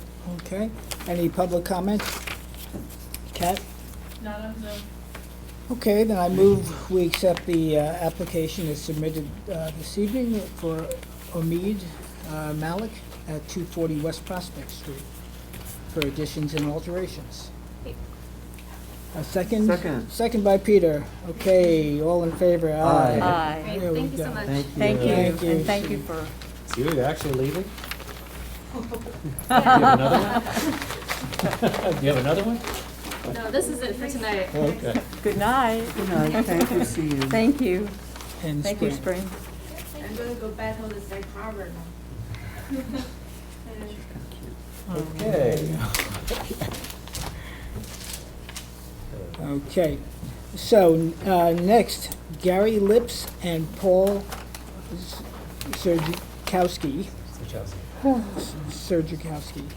at 148 Pelletreau Street. For the application, we have affidavits. Great. All right, We're on Zoom, Joe. they are on Zoom. All right, gentlemen or representative, please introduce yourself. They're coming in. Hi, Christopher, you're in?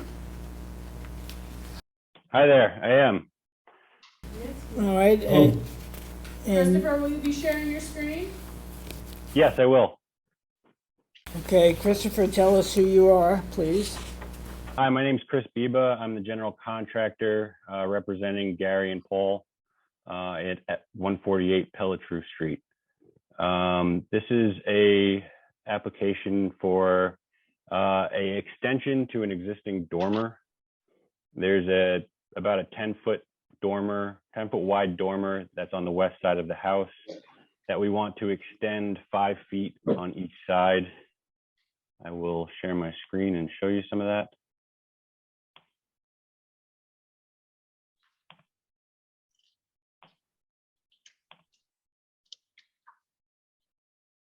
Okay. Can you guys see that? We see the agenda mainly or something. There you Oh, there you go. go. There you go. Okay, perfect. So this is the survey. As you can see, it's a flag lot. It's not very visible from the road at all. The dormer is going to be on this side of the house facing this property line here. There is a house on that property, but it's actually located up by the road. There's no house that the dormer is facing. There's some large shrubbery around here that makes it almost impossible to see from the road or that house at all, unless you walked all the way into their backyard, then you'd see it. The next property over, there is a 1-story pool house that if you were in, you wouldn't see the dormer because of the shrubbery on our property line and their property line. I'll show you some pictures of the existing condition. This is the north side of the house. The dormer would be on this side. These are some of the shrubs here that would be blocking from the road. I'll continue on. This side has no changes. The south side, you can see the dormer here that will be extended out on each side. A little better shot of it. A little better shot. This is the detail that we're going to match. Everything's going to be brown like existing, open eaves, exposed rafters with a small frieze in between the rafters, all painted that royal brown that's existing. This is a view from the dormer, or what you would see that's facing the road. This is facing the back lot. And this is facing out from where the dormer is. So you can see there's a row of hedges here, there's a row of hedges on the other side, and then what you see is that roof line from the pool house 2 houses down. I thought I had a picture of the existing garage that has the same roof color that we're planning on using, but I guess I don't. A little better idea. Here's an elevation of the west side where you can see what the existing dormer shape is, how we're extending it out 5 feet on each side, and a little detail of what will look like. It's going to have no windows or anything in the extension. It's just sided with matching the existing cedar siding with weaved corners, a frieze board in between the soffit or in between the rafters, exposed rafters that are all painted that royal brown. And the roof will be hunter green, GAF architectural shingles. So that is basically it. Is this project out right now in front of ZBA for variance? We've already been approved by the ZBA. Okay, okay, great. It says here. All right. Yeah, I was going to ask the same question. That's what it is. Okay. Is that in the file? We'll assume it is. Oh, maybe I should. All right. If it's not there, we'll get it there. Okay. All right. Any comments? My only comment is if you have the opportunity, when you look at the existing dormer, the amount of glass to the size of dormer, the window to wall ratio is sort of normal. When you're adding all this additional wall without adding additional windows, your window to wall ratio seems a little sticky. Is there a reason why you wouldn't put additional windows up there and add more light in those dormers? Well, it is only 5 feet, and there is going to be a closet on the one side and a bathroom on the other. So they didn't really want to have the window in the bathroom because that's where the shower is going to be. So that's why they decided to go against having windows. All right, thank you. So you're just adding room, which is fine. Any comments? I think it looks fine. It's Yeah, fine. yeah, You- it's a You've cute- copied the details and the materials are fine. and- It's Good a, job. it's a cute house, isn't Yeah, it? it Yeah, is, it really is. No big deal. Yeah. Okay, any public comment? All right, I move then that we accept the application of Gary Lips and Paul Suchakowski at 148 Pelletreau Street for the addition of a dormer. Second. All right, second by Sarah. And all in favor? Aye. Okay, great, good. Okay. Great, thank you for your time. Thank You you. are welcome. Okay. Now moving on, John and Naya. Hello, Board. Hi. Hello. Yes, I'm John Anea from 161. Anea, sorry, John. Yep, that's fine. Okay. So this is 161 What? Dormer Road, new application. We have affidavits and they're in order. Thank you. See, look, I had a yellow sticker and I didn't even look at it. Thank you. So, all right, thank you, On the sale, Alice. the things that need to be said. Okay, great. All right, John, the floor is yours. Okay, so we, Oh, oh yeah, the other way around. Sorry, John. Facing us this way. Okay. Not the, this way. Okay. I can get it, yeah. so we designed a small house that we feel conforms with the village, although it's not in the historic district. We wanted to keep the house simple, has white windows, white hardy siding, Versatex trim, a historic sill at the bottom of the windows, craftsman style door, and a medium gray asphalt shingle.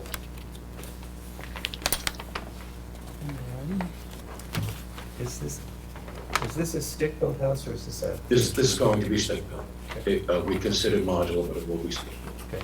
Okay. Peter, Sarah? I think, go ahead. Sorry.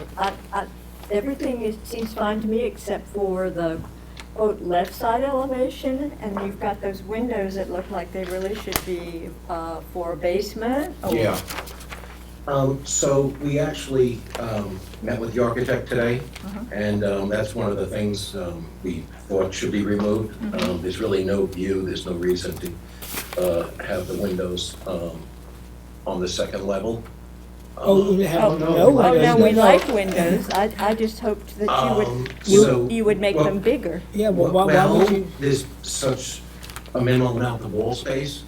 What we propose to do is add 2 windows to the back of the house.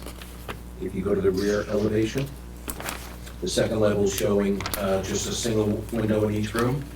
So we remove that transom window.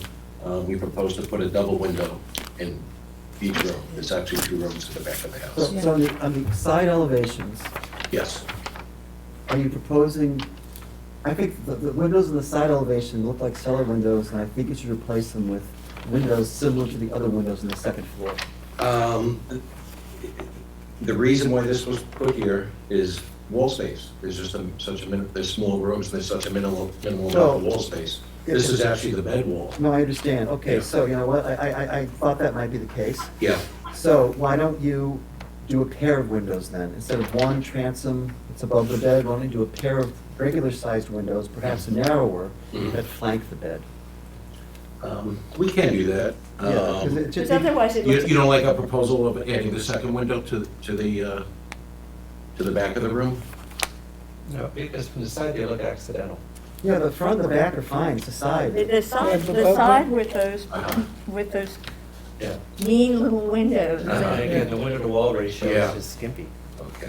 It's not, it's Yeah, I really not think you engaging. should It's flank not the, flank the bed with regular Okay. windows. Yeah. Narrower Okay. perhaps, Okay. however they fit. If the bed has to fit, I understand that. So, and the Other left, than that, I think it's a good-looking house. Okay, and the left elevation is faces, I have a which question. way did, I'm Yes. trying to recall on the How street. deep are the soffits over the front door? 12 inches. So that front door has literally no protection. So if I walk up to your house in the rain, Well, that happens. That happens. yeah, but Yeah, it feels like that's an it's true. We're actually on the front yard setback. So I believe we weren't allowed to put an overhang over the door. Okay. I'd be more than happy to put an overhang over the door, maybe put some brackets, That would look better. maybe a Yes, little, I think some maybe a sort of little bracket. shed. The thing is, when you walk up to a house, it's something like the brackets with something like that. It helps to define the door. It Oh, makes I it less would more love to do welcoming. that. It's I kind am, of like, it's gonna yeah. look more, I think and it's a because good it doesn't, idea. and because it's attached to the house, Mhm. I don't think your setback is a problem. Okay. I think it would give just more presence to the front of the house and look nicer. Yeah, okay. This is facing south. We better make sure that's okay. Oh, no. Yeah. The front faces south. The front faces south. Yes. It would be nice to have north, south, east, west. The front elevation is South. south. Yeah, could you put on your plans east, west, Okay, please? Yeah, thank you. And I think if you add the windows that Peter suggested flanking the bedroom, that on the side and the, maybe a Yeah, shed with on the brackets. first floor, a shoot, coming up shed to the side. with brackets. it'll enhance the, I think you'll get more light yeah. into what otherwise would And be dark east and west. And if you want to open the window in the bedroom, that's Mhm. always a good thing, too. Yeah. The nights it's been 60 degrees, it's great. Yeah, and the first floor windows, you know, the same thing goes on the side. Okay, Yeah. And they use other bed walls, you know, in the den, there's a place for the bed opposite that window, mhm. and there's no need for a bed wall in the dining room. No, that's right, So yeah, I think you can do it. okay. Okay. Let me ask for public comment. Kat, anybody out there? And if No? you do them the little 2/2, it would be nice. All right, so, If you make the divisions 2/2, then they'll all, Yeah, everything is consistent to what we do. Consistent, yeah. all right. and then if you were to do the shed, then you would Mhm. probably put a downlight within the shed rather than the, Right, I'll have to lose the two sconces. Yes. but it's a nice design. Okay, yes, great.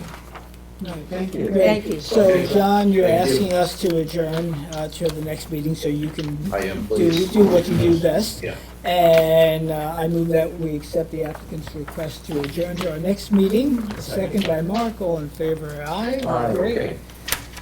So that's Good adjourned. evening. Thank You you. too, John, thanks for hanging around. Yep. That goes for you gentlemen and whoever else is out sipping a cocktail while they're watching. But actually, we're doing pretty well. We're not midnight. That's because we started at 6. Starting at 6 is a real plus. Okay, Okay. so affidavits, Alice, for this next one, Sterling Home Developers. Sterling Home Developers, 72 Place Lane, we have the affidavits in our order. Great, thank you. So, now somebody here for Sterling Home Developers.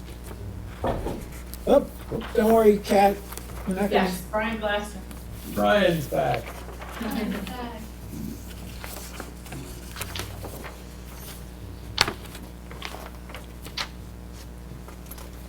Hi, Brian, you're in. I know you know how to run it. There you go. All right, Hey, Brian. Brian, Hi, Brian. introduce yourself. Hi, everyone. Hi. And, go ahead, Brian. All right, do you mind if I share my screen? Please do. Thank you. Can we see the aerial view? Yes, sir. All right, great. All right, hello, everyone. So my name is Brian Glasser, work for Brian Glasser Architect. And just, my client is 73 Pleasant Lane, Hogan residence. So just to get started here, the property is located on the north side of Pleasant Lane, which is, here's Pleasant Lane coming across, and it's roughly 200 feet off of the corner of Somerset. So here's Somerset Ave, the intersection. There's also, just so you know, this is right around the corner and it wraps down. So Pleasant kind of wraps south from here. We're roughly at just under a half acre at 20,999 square feet. My client already had a demolition permit and the house was removed. Moving forward, the proposed house that you can see here, I think the aerial view helps kind of get an understanding of the scale of the house to the other homes. But, you know, we're within the code allowing us to be at around, with a first and second floor of 3,592 square feet. The house has a finished basement. We have a covered patio in the back, detached, like 2-car garage with a pergola. Detached garage is roughly 507 square feet. And we're also proposing to put in roughly 18 by 41 foot gunite pool. Moving on to the architecture of the house. If we go to, hopefully this works here. Can you see the front elevation? Yes. Okay, great. Okay, so the house, if we just starting on the roof, working our way down, we're going to be going with a Alaskan yellow perfection shingle. The style of the house, probably should touch on that, is just a shingle style. Reverse gables. We have a jerkin head on the side to kind of balance off the hip roof on this other east side, or the west side. I'm sorry, this is the west side, and the east side has a jerkin head design, kind of lowering the massing. So going back to the materials, we're going with an Alaskan yellow cedar perfection shingle with a 5-inch exposure. Alaskan yellow. This is all going to be left natural, which is going to weather to a light gray tone, silvery tone. Moving on to the gutters and leaders are going to be lead coated copper, half round gutters with round leaders. The windows that my client chose was a Marvin Ultimate, and it's going to be an aluminum clad. And we're going to go with the color is a cadet gray, which is a bluish gray tone. The trim and columns, casing, all of the accents are going to match that color. Another item to touch on is I think the rear view probably gives us the best aerial of this space. We're going to go with the brick, which is going to be a Danish blend by Glengarry, and you can see the lead coated copper flashing. A few other items, we're going to be doing steel windows for the morning room, which is going to be a darker bronze color. And that's pretty much my presentation of the house. Okay. I guess if the board has some questions, we can go back. I'll just pull up the aerial.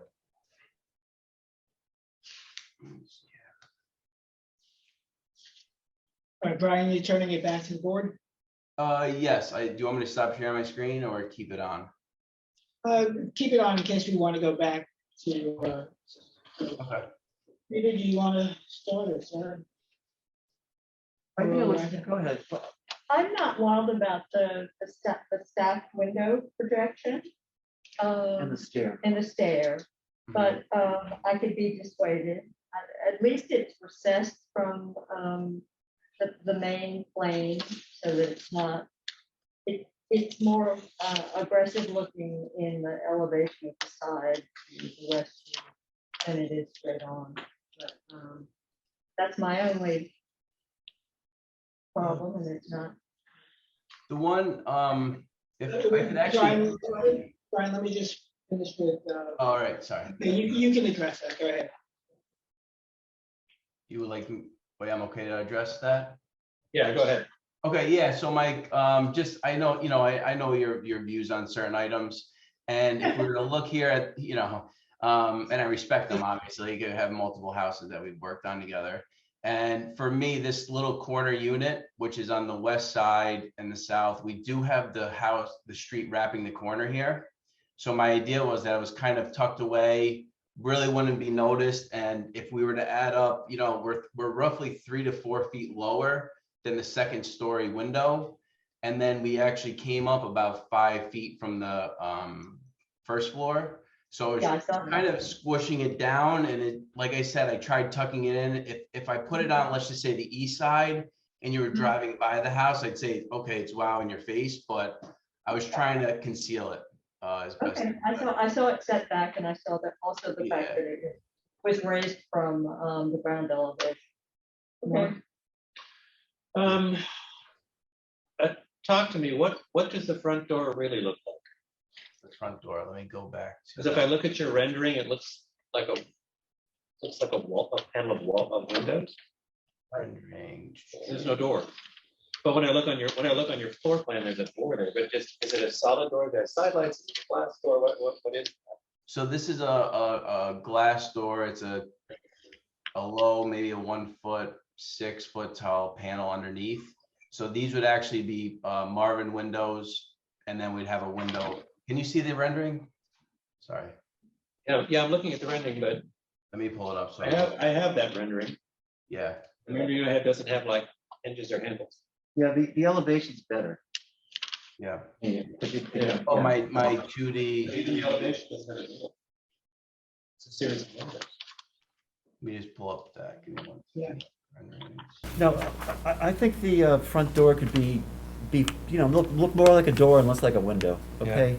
I think it's a matter of drawing, you know, because the stiles will be bigger than what's shown, I believe.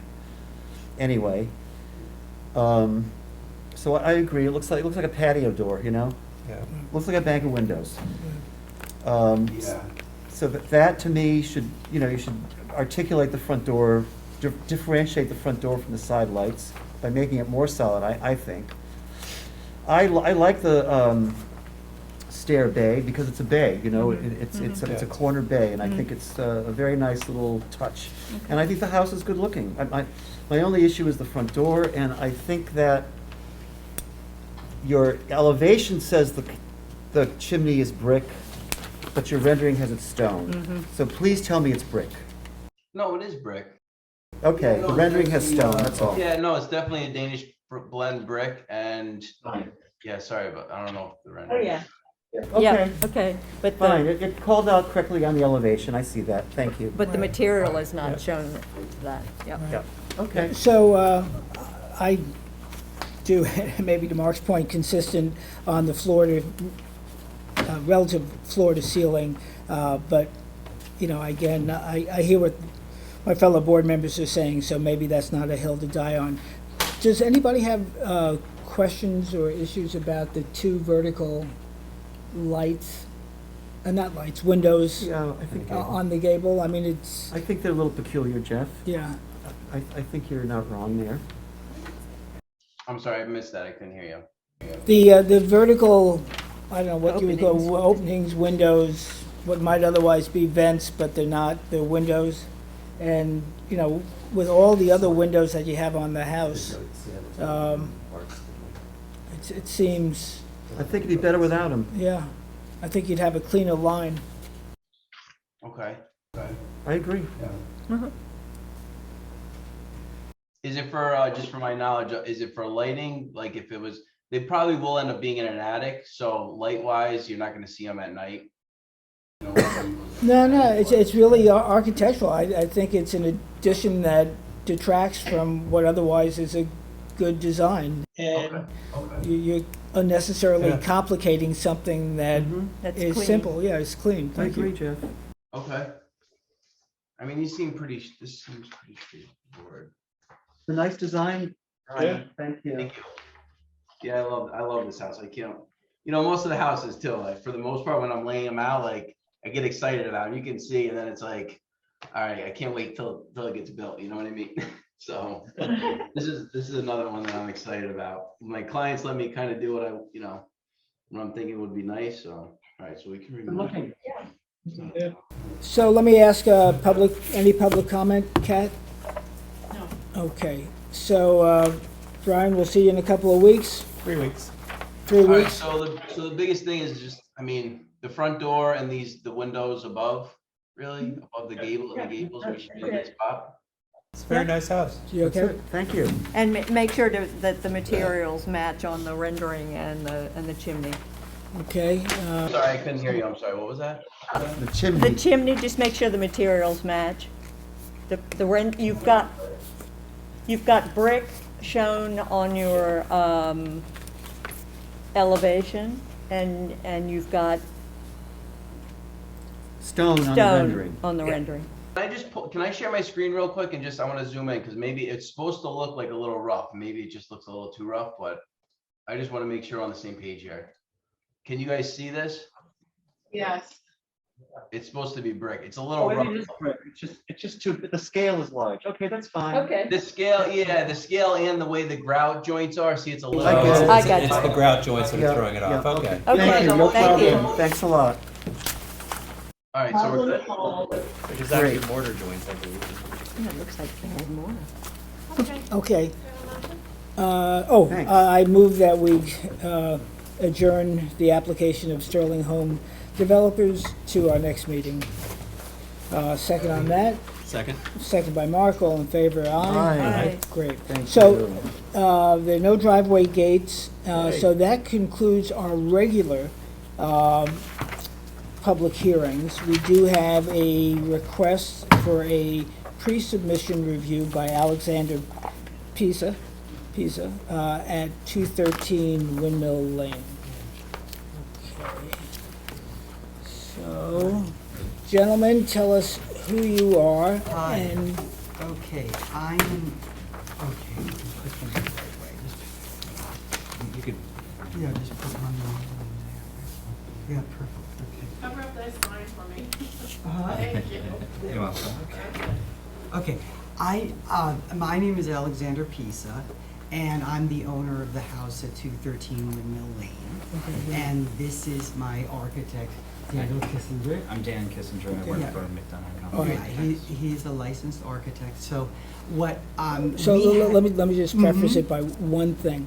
So this is a pre-submission review. Yes.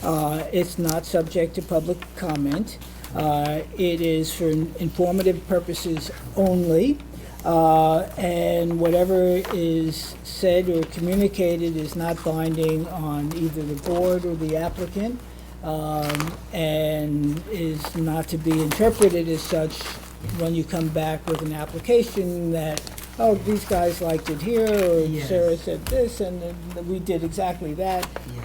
This is a free discussion, no risk, no obligation. Yeah. Okay, Okay, Alexander, Okay. I will so- shut up. All right. No, so I don't know if you recall, I had Yes, we another. do. The other, okay, I had another pre-submission, and I had designed a very contemporary house before, and I took the guidance, I went to that to seek your guidance before, because I am going to the ZBA, so I don't want to go very far along until I really understand exactly what I'm going to build, especially since it's a quite challenging lot. It's, as you may recall, it's in the office district, it's not in the historic district. However, after meeting with you last time and going over this very contemporary design, we concluded the last meeting talking about trying to get something that is really in the context of the village setting that it's in, okay?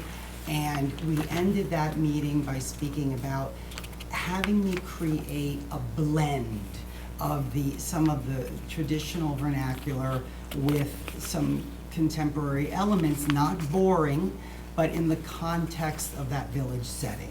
It's a little bit of an unusual place because it is kind of commercial, you know, you have the kind of commercial buildings, then you also have residential, and you have this and that. So we were trying to come together with something that honors, in a way, that particular setting. One of the most notable pieces of architecture in that little setting is the Sons of Gideon Church, which is right on Windmill Lane, which now it belongs to the Bridgehampton Youth Organization. It was donated. So eventually maybe they'll turn that into something really useful or something. I hope somebody will restore it. Yeah, and restore it. I'm working with, actually, because everybody, remember, it's a private road. So Right. I'm working with everybody and trying to kind of restore, in a weird way, the entire little enclave. So how did we start? first of all, I took your advice by hiring a licensed architect, number one, okay? So I hired Daniel of McDonough and Conroy, and we started with the gable. You had mentioned in the last meeting that we do have to have a gable, okay? But referencing other pieces that kind of complement it, whether it was a tower, building block, kind of create blocks out of it. So we started with it, and Daniel and I worked, and we tried to figure out to start with basically the same shape as the Sons of Gideon lodge. In other words, it's that one gable that goes all the, which lends very nicely to the interior floor plan, because it's a little bit complex. Remember, it's also a two-family house. This is a two-family, so you have to figure out a bunch of details. We decided to pull it back slightly from the private road. Remember, in that area, there were homesteads, old, like little farms and things. It's a little bit, the massing kind of, you have different reverse gables and this gable and that, little flat roof areas. So, but we decided to keep it as simple as possible in our design. I don't know if you need to see an aerial of the village setting again, or do you remember it? I think No. You know it? Yeah. Oh, good, you know, okay, you know the setting, and you've gone, okay, fine. So let's just see if we can move these, can you see these two renderings?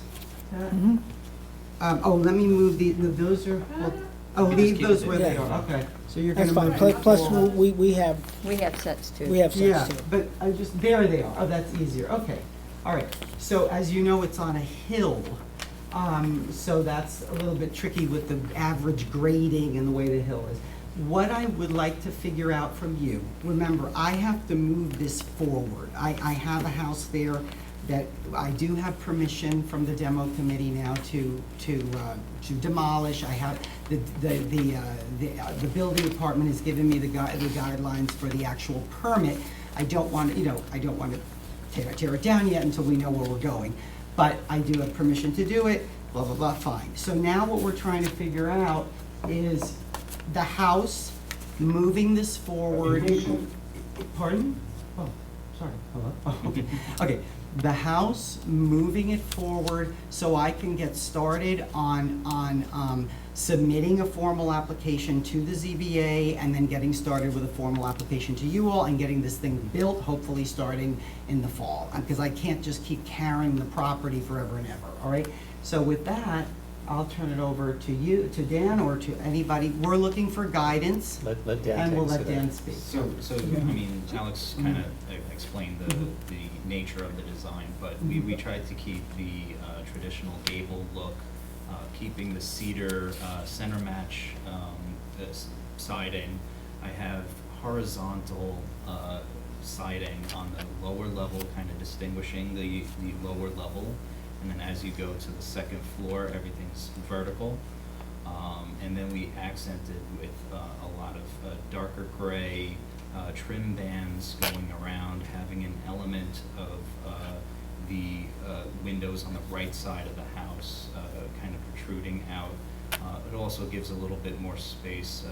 Like Alex said, we have a 2.5-story house with, and that's part of the half-story on the second floor there, to give a little bit more light into that room. We also have some portions taken out of the gable with the decorative screening on the second floor there, which is going to be a stairwell with windows behind it. The screening will definitely take out some of the light coming out.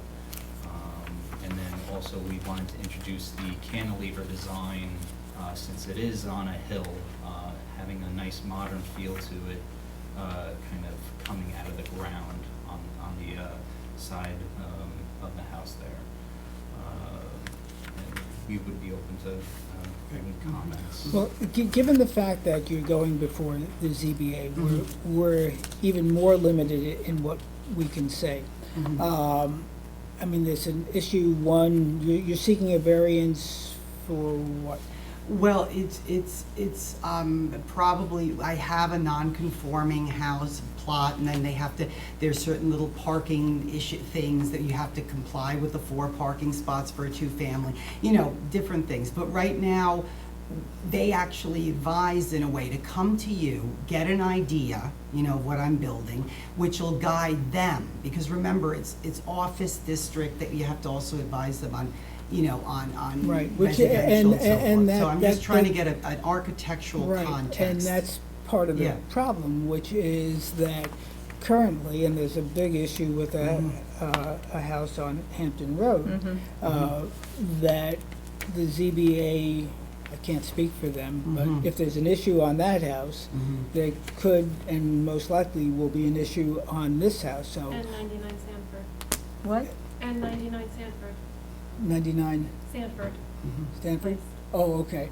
So, we're What's the issue on Hampton Road? on Hampton, there's a, So I was seeking a special exception use. But this is an existing 2-family residence, going Yeah. back to a 2-family residence. Exactly, it's a little bit There's different. still, Special exception use. wait, hold on, Alex, you're a little bit muffled, so go ahead. Oh, I'm sorry, I just want. Now you're muted. Now you're muted. It sounds like it's coming and going. Go ahead, Alex. Hi, I just. No. You have a bad connection tonight, Alex? I don't think so. Now we can hear you. Now you can. He does need Yeah, a I special know. exception.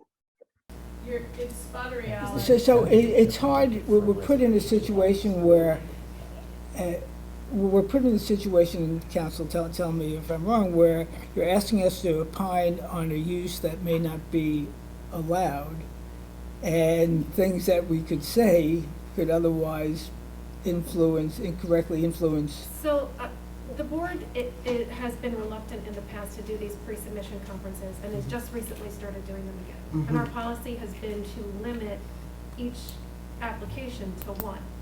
So we're already breaking our policy. This is the second time on. And in addition to that, we have other considerations because you have to go to the zoning board. So I think the board can give really general design feedback tonight. Yeah. That's fine.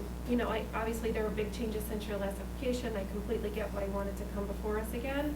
But I think we've got to really keep it broad because there's so much going on. Right. Well, one thing that's different, I do need a special exception, but I have an existing 2-family house. I'm not. And that's an argument for the zoning board. Right, We're not going to right. hear that. They're gonna make that decision. They're gonna make the decision whether to allow me to build a new residential house on this property. I don't believe that's gonna be an issue because I have an existing house. It's not like on Hampton Road where whatever those situations are. Again, So that might be- I'm not here Okay. to get into all Right, that. okay. I'm here to figure out about the design of the house, because I've hired an architect so that when and if I get the variances, that I know. All right, so basically what you want is some architectural feedback. Absolutely, Yeah. that's Yeah. what I'm here. Let's Okay, do that. all right, Okay, that's I'm what gonna I- start. Okay, Kudos to the gable, okay? okay. I like the general styling. I like the contemporary styling, I like the gable. Okay. But I do have some major issues. Okay. One is that, these, vernacular, the wood vernacular, shingle vernacular, wood-clad vernacular. Out here at least, they hide the structure. It's a thin skin over a volume, and any articulation usually just happens around the windows and around the windows. And this, you're articulating the whole frame. And it makes it in my reading, it looks very monumental.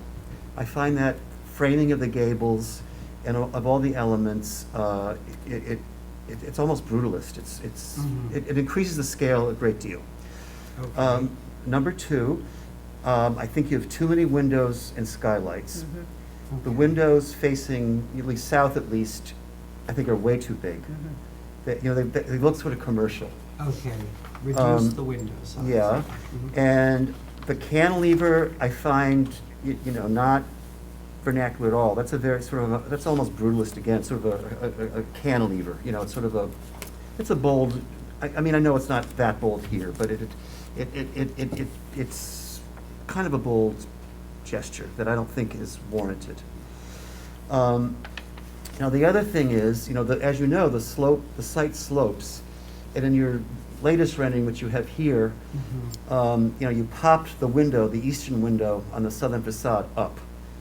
And to me, the eastern part of the house should drop down, and then maybe you pop the window up from a lower volume. You know what I mean? Just to make, it would be nice if you could make it step, just the volume, not the floors, step the house, in coordination with the land, sort of paralleling the slope of the land. But then, of course, I know you're gonna have a lower plate height. I know that will cause issues, but you could break that with the window that you're showing there. A taller window coming out of a lower eave, I think, might be a solution to that. I think the metal roof is too commercial again. I would go with shingles. I like the use of your screening, the contemporary vertical and horizontal screening. So I think you've got a lot of the right elements and the right shapes, but I have scale issues, both with the framing and the size of the windows and the cantilever. Okay. Yeah, May I I just think ask Sarah, one quick question about that, or no? Okay, go ahead. I wanted to hear To me, the after that. I had a question. cantilever also is very confusing. I adore the gable that extends. The windows, in my opinion, are also too big and too varied. And after all, you're considering this beautiful historic building, and you've made look at me, look at me. I like modern things, but It's too graphic. it's too graphic, and I also think that, I always sort of go back to somebody like Bates Massey, which is just a nice gable, maybe a break in the middle, but, to differentiate maybe the two family. But I think the cantilever, and it really shows up on the right-hand elevation, showing how disproportionate the volumes are. Yeah, that end needs to drop down, if anything, if you can. Maybe you can't, but it shouldn't go up, that's for sure. The idea of reflecting the grade. That would be a lovely thing, That would be a good thing. That would bring it to Right. scale. Mark, your thoughts? I agree with everything. I think what I was wrestling with is the weight of the framing, which is what Peter talked about. I thought was crazy. And the rear elevation north, the window patterns in the rear elevation north. Something about it. It's very sort of Brady Bunch. It's too much, and it's not in the sort of architectural vernacular of the Hamptons. It's contemporary houses I love, Right. but they need to take the language of the neighborhood into consideration. I don't think these kinds of patterns and way too much glass take the language of the neighborhood into consideration. Okay. Contemporary expressions, great, Expression, within right. within a language that meets Right. the neighborhood and To within the clarify, which place. elevation was that? You said The north side? side. The right? north. But this, especially these long rows. Okay, Yeah. okay. Wallpaper magazine this month, at least the digest of it, has some fabulous volumetric things to look at. I just Because wanted to if you ask. drive around this, there is actually several really lovely contemporary houses in the village. There's one on, I think it's the one on Post Lane that's really lovely. There's several where people have actually found the vernacular of Southampton and built into contemporary houses that are actually very sophisticated and simple at the same time, that fit very well into the landscape. There's one I on would urge you Toilsome to. that's There's a nice one on particularly nice. Toilsome, okay. Yeah, There's one on 129. Post Lane. 129 Toilsome. What I just wanted It's to a ask, flag lot. just to explain one quick thing. The cantilever was because there was gonna be a basement apartment, remember, for the two-family. Oh, right. Now, the choice here is that if you're gonna have the second family above you, okay, that's. Again, you're getting We're not into, gonna- you're getting, Oh, all right, well, I just, okay, so Okay, forget, you you're don't like, getting okay, into- let's just keep design. Yeah. One thing we can do with the house is we can drop it down, okay, into the land. Yeah, that would With help. retaining walls. Absolutely. If that's something, because Yeah, I yeah. want to think of things really clear. Yeah. We can drop it down, Yep. that'll lower the scale, okay? And maybe even help with that other two-family issue. I just was explaining that. So, let me, I think what I'm hearing from the board, and I'll put it in my language, which is that the various contemporary elements that you put together are collectively too aggressive for this for this structure in this location. And as such, it overemphasizes to a point where it's disharmonious to the rest of the area. All right. We understand your intent is not to build a traditional shingle house, and Okay. there's room for that. But we also have to be cognizant of the environs. And again, if we look at this gerrymandered Right. map, I mean, this sits on the fringe, I but know. is surrounded by historically either designated or historically interesting houses. So you can probably bring in elements of contemporary, but I think what I hear the board members saying is this is like over All the right. top on that. And then beyond that, I don't think we can really comment. We appreciate that. What's that? I think you're good. We've given our comments. Yeah. I just wanted to ask one quick question, though, on contemporary elements, not to get confused. What elements in this, just so I could get it, are, or even on toilsome, just to give me some guidance? What contemporary so I elements think are we talking about that are Pete- okay? Alexander, Yeah, Peter already has, Sarah has, Mark has. but I just want to understand. No, I'll say it again. Let me It's- understand. Yeah, it's the frame, it's too graphic. Go ahead, too graphic. Too graphic, okay. yeah, the contrast of the very Got heavy it, frame. got In it. fact, in the plan, you're articulating it, you're making it deeper. It's not just a board deep, it's Got it. projecting. Okay. So I think it's too much articulation to the point where it's too graphic. Okay, Uh, keep it more simple. Yeah, I would stop outlining everything. Stop outlining it, okay. Yeah. I see, Okay, the trim yeah, work, too we're much getting- of the trim work. Yeah, we're getting too much detail, we're repeating All right, ourselves. okay, but it's very helpful, I just wanted to Yes. thank I you for know. it. Well, thank Because you. it helps move it And I think forward. it's the right direction. Okay, the right Absolutely. direction, Thank you. okay, Okay. all right, that's fine. Great. Thank you, I appreciate it. Sorry you had to wait too long. Yeah. Yeah, we made it. Yeah. Good luck, thank you, see you later. All right, with that, it's 10 o'clock, and I move that we close this meeting of the Village of Southampton's Board of Architectural Review and Historic Preservation on this May 23rd, Second. 2022. Second by Peter, all in favor? Aye.